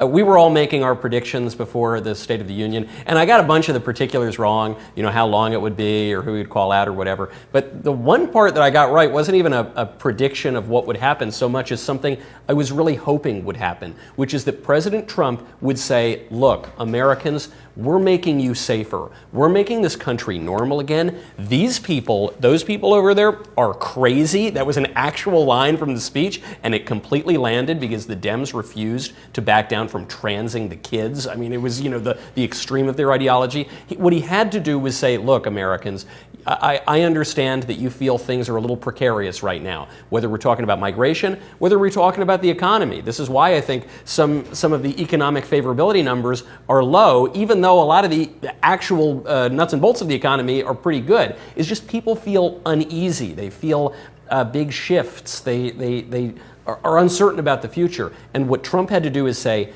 we've got you. We're the adults in the room. We're going to make you safe. We're going to make you wealthy. We're going to restore the norms and the kind of country that you've loved for 250 years, because this is America's birthday. I think he completely achieved that objective. And so I think it does give him very good momentum going into the midterms. But of course, now one speech is not enough. Now the Republicans need to stay on message. Impossible for Republicans, and two, they need to be able to carry that through the miasma of misinformation and Democrat ops through November. I mean, obviously, I think that it is true that Republicans must stay on message. It will definitely help if we don't have, to deal with questions about whether Erica Kirk killed her husband or not. That seems to be a gigantic fail that is happening in the midst of the Republican online space. That seems like a very stupid thing for people to follow a rabbit hole on. And a lot of the infighting that's been happening around conspiracy theories surrounding the president, if you would like to see the president not impeached after the Democrats win back Congress, then now would be a really good time to actually look at all the things that he has done over the course of the last year to fix many of the problems left by Joe Biden. Mary Margaret, what is actually on the schedule for the president in the coming days and the coming weeks? Because very often you will see after the State of the Union, that there's sort of a tour that happens where the president goes around and tries to retell some of the bigger messages that he has been pushing. Yeah, the president is flying out of state to have another affordability event. These are something that we hear about a lot because the legacy press is obsessed with asking the White House, why isn't the president talking about affordability more, though he talks about it all the time. So currently this week, I believe he's headed to Georgia. I need to double check on which state, but he is having another affordability event. These are really heralded or shepherded by Susie Wiles, who's really trying to keep the president focused on this affordability message so that, all these critics who are saying he's too focused on foreign policy won't be able to say, I told you so, when the midterms come and go, if the president doesn't do so well, if his candidates don't do so well. So that's definitely on his radar. But all of these topics that we heard him talking about tonight, going into the future, these are things that he's going to continue talking about. We were able to pretty accurately assess what he'd be talking about tonight based on what the White House has been harping on. They've been really consistent in what they're focused on. What they're talking about is the economy, it's immigration, it's keeping our cities safe, it's this foreign policy, ending all these wars. They've been very consistent and focused on these issues, and the president has been hammering this home. So I think when you head into the midterms, unlike what we're hearing from legacy media, that Americans only care about affordability, that this is all they want to hear about from the president, there's a lot of different topics that we've been hearing the president talk about. And like I was saying earlier, this sense of patriotism and pride in our country, I don't think that's lost on the public. I don't think that the USA men's hockey team winning this victory, I don't know that that's just a victory on I was going to say the hockey field. I don't know how to talk about sports. The hockey rink. I think it's bigger than that, and we all see that. It's this sense that this is bigger than sports. This is bigger than these hockey players. This is American pride returning to our country. And so these are all things that are playing into the situation going forward, and the president can talk about them all, but now he also can talk about these Democrats not standing for these very important issues. And when Ilhan Omar goes home tonight and she gets all excited to have her team post that clip on Instagram of her just sitting there for all these issues, that's her big win. That's the Democrats' big win tonight. And they clearly don't understand the massively tragic optics of these things. So for Trump and his team, I think they're going to go to bed feeling pretty good about themselves tonight. And they'll have a lot to talk about on the road on these affordability campaign stops. And I don't think it will be just affordability that will be the topic of conversation. Well, Mary Margaret, I know that you need to go to sleep because you need to get up early in the morning and then go cover the rest of this over at the White House. Thanks for stopping by the coverage. And Isabel is going to be joining us in just a moment. I know that she was at the State of the Union as well. So, Michael, I'm going to ask you some more questions because Drew and I had to suffer for like several hours in your absence. You should have heard me tap dancing in order to just get to the president, getting to the microphone. It was an astonishing feat of legerdemain, I must say myself. But I think that the big question that's always the takeaway from all of this is also, did the president sort of reunify the party? This has always been sort of a problem in the aftermath of a second-term victory. Presidents have a tough time holding their coalition together. And obviously you're seeing a lot of fracturing inside the coalition right now. I think that, people blame different folks for that fracture. But the president is the person who, at the end, is the leader of the coalition. And the agenda that he spelled out is a pretty widely agreed upon agenda inside the Republican Party. Do you think that he's going to get some of the reluctant Trumpers sort of back on board, given his focus on his victories? Yes, I think he has done that, and it's remarkable because Trump has been called a divisive figure for the last decade, or really more than a decade, but certainly a decade in politics.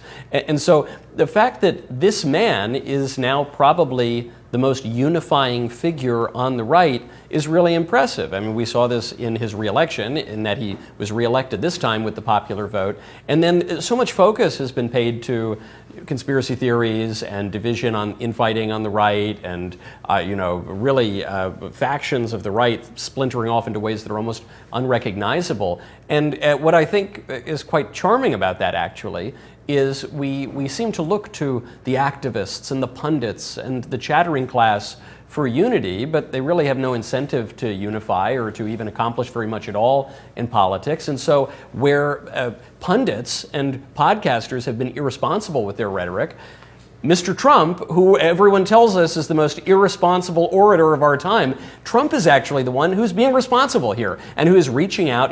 I think he's really been able to bring together a broad coalition of people. And even the way he spoke tonight about foreign policy, there were people who veer a little more on the isolation side, a little more skeptical of intervention, who are up there standing for strength and the Fordo strikes in Iran. And there were people who were, there were people who were a little skeptical of, the tariffs, who were right up there cheering with President Trump when he was casting a little bit of shade at the Supreme Court, but not too much shade at the Supreme Court because he knows he's going to need the Supreme Court in the future. So, Drew loves to talk about how Trump learns things over time, and he obviously does. And one of the things he's learned is to be nuanced with his words, and I think that showed tonight. Isabel, sorry, I want to welcome in Isabel Brown, and then we can get to Andrew, who has been sitting there, as always, awaiting death. But before we do that, Isabel, who is significantly more sprightly than any of us right now. All of us put together. All of us has joined us here. So, Isabel, what was the big day under the big top like over at the United States Capitol? I don't know if sprightly is the right word, Ben. I think I just don't sleep at night right now with a 10-month-old, so I'm used to being up into all hours of the night. I'm feeling good tonight. It's a great time. The energy here is so palpable, and I think we've touched on a lot of the negativity surrounding the speech. Certainly there were a lot of shocking moments sitting in the gallery. I was across the room, it seems, from where Michael was sitting this evening, but closer to the president's guests and looking across the room at most of the Democrat colleagues from the Republican side who refused to stand up and cheer for America, to call for an end to political violence, to offer condolences to widows and grieving mothers whose children had been killed by radical extremists and repeat offenders. But you also saw a bit of an American comeback tonight, and I don't want the media to forget that we saw a resounding standing ovation from virtually every single individual clapping and cheering and singing for multiple minutes on end when the USA hockey team walked in to show us their Olympic gold medals and chanting USA across party lines. That's something that would have been impossible about 12 months ago, and yet here we are celebrating American exceptionalism again without being called racist for it. So I think there's a lot to glean from some of the negativity, certainly, but there's a lot to look forward to and so much optimism to have to know that in many ways our country is back. So, Michael, I've barred Drew from this conversation for too long, and I can see that he really, really wants to talk more about the State of the Union address. I actually do want to say something, though, about what Isabel said and what Noel said before. I think the great triumph of the speech was a negative triumph. I think that he did bring it back into the center of our attention how crazy and bad the Democrats are and will be again if they get back in office. He made them act it out. It was brilliant theater. It was great stuff. The positive message is going to be harder because the positive message means that people have to feel it in their pocketbooks because they're never, ever going to see it in the mainstream press. The press has practiced inducing amnesia. The minute Trump solves a problem, it vanishes from the news. The minute the border is closed, nobody talks about the border anymore. They just always leap in to the next big problem. Oh, isn't the way people are being deported terrible? And that's been the trick that they've used, and it's been pretty effective. But I think at some point, people are going to stop and take a breath and say, are things really worse? And do I want these people back? He set up the negative really well tonight. I don't think any words are going to accomplish the positive message that he wants to put forward. I think that's going to have to happen over time. I think he should be hammering away at it. He should be telling people what he's done, but people are going to have to feel it in their pocketbooks before it's real. I myself, it was months ago, but I myself was driving along and suddenly noticed that gas prices had plummeted. I hadn't read anything about it in the paper. I just suddenly saw it there. Nobody's been talking about it. And yet gas prices, of course, were one of the big headlines for a long time. Every problem Trump solves disappears from the headlines. But eventually, I think, put together, they will seep into the consciousness of America, and you just have to hope they do that in time before the midterms. And I also just want to add quickly that I'm really glad that the Virginia governor is delivering the response, because that's 25 minutes in which you won't be raising my taxes. Well, she actually is. It's Abigail Spanberger, the new governor of Virginia. and she is, and she apparently one of the things that I'm noting from our friends over on X is that apparently they've militarily regimented the amount of applause that the audience can deliver for her lines. They legitimately, like they're basically saying you can applaud for 3 seconds and you sit down, which sounds like it's unnatural and weird. And also I want implemented pretty much every State of the Union from now on, because the amount of time, it's like a football game where the amount of time between plays is really, really, really long. So we'll see whether there is yet to be a really good response to a State of the Union address, I think, in my lifetime. My guess is that what you're seeing of Abigail Spanberger is the last you will see of the speech ever, because we've been doing this for years and years and years, and never have we ever seen that sort of thing. Now, Michael, when we look at sort of the impact going forward, I think one of the questions here, and it was something you mentioned, Drew, is that Trump has solved a bunch of problems.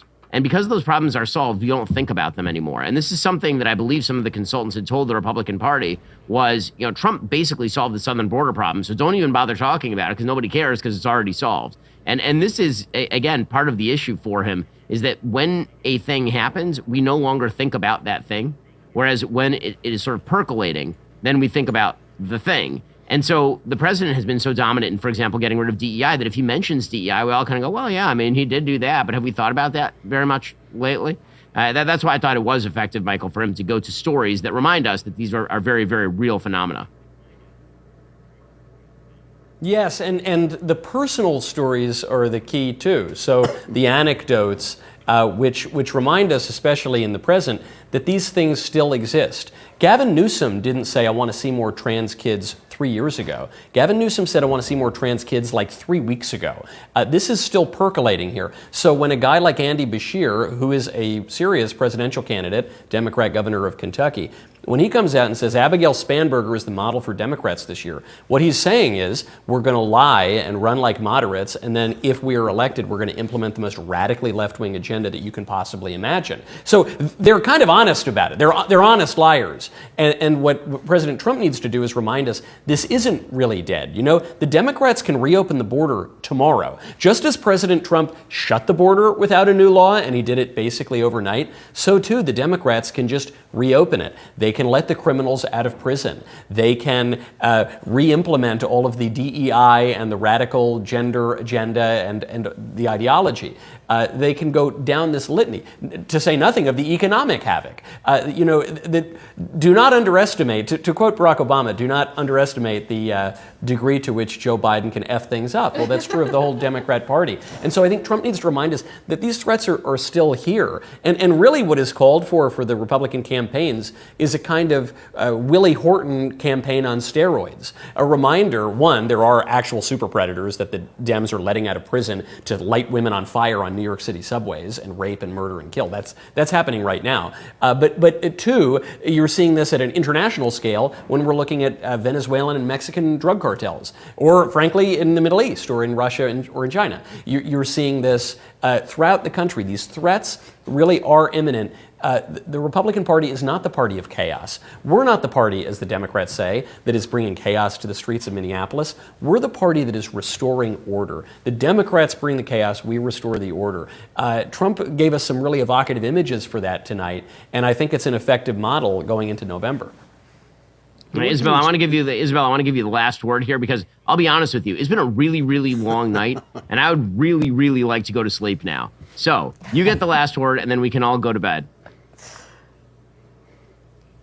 I think it's obvious, Ben, more than ever before, that for many, many years now in our country, we have been living in two different Americas. Clearly in what we applaud for and what we fight for and against, but also in just our most basic values as Americans. What I saw tonight sitting in the gallery of the U.S. House of Representatives with half the Supreme Court, the Joint Chiefs, the entire presidential cabinet, the president and vice president of the United States, certainly almost every member of Congress, and the most influential Americans from across multiple walks of life, was a clear dichotomy between the United States of America as we have known and loved it for the last 250 years, the greatest society the world has ever known, built upon the foundation of our identity as one nation under God, and complete Marxist total chaos, anarchy in society that rewards criminals over our citizens, that champions open borders, that refuses to prosecute those who are killing our citizens day in and day out, who champions political violence for your enemies rather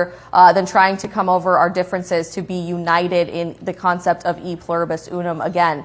This is not sustainable. As Abraham Lincoln is famous for saying, a house divided cannot stand. But I am hopeful that what we're seeing inside of Washington with this concept of the unity party is beginning to extend to the rest of the country as well. Most of these issues we talked about this evening were not the economy, shockingly. They were social issues, like transing our kids and some of these conversations we've been having for many years in the e-space, but very few people here in Washington have been having. I think that was intentional because these are 90-10 issues. These are American issues versus chaos and Marxist issues. And voters have a very clear image moving forward into midterms in 2028 and beyond what kind of a country we have the chance to save versus the one that's going to come into fruition if we fail to act courageously today. Well, folks, I hope that you enjoyed this so much more than I personally did. But if you enjoy our work here at Daily Wire, please become a subscriber and a supporter over at DW+, because that allows us to continue to bring you awesome and or mediocre content like we have been bringing you all night long. For my colleagues, Andrew Klavan, Michael Knowles, Isabel Brown, thanks so much for stopping by. We're another year older. Congrats. It's now 2029, and we will see you in just a little bit.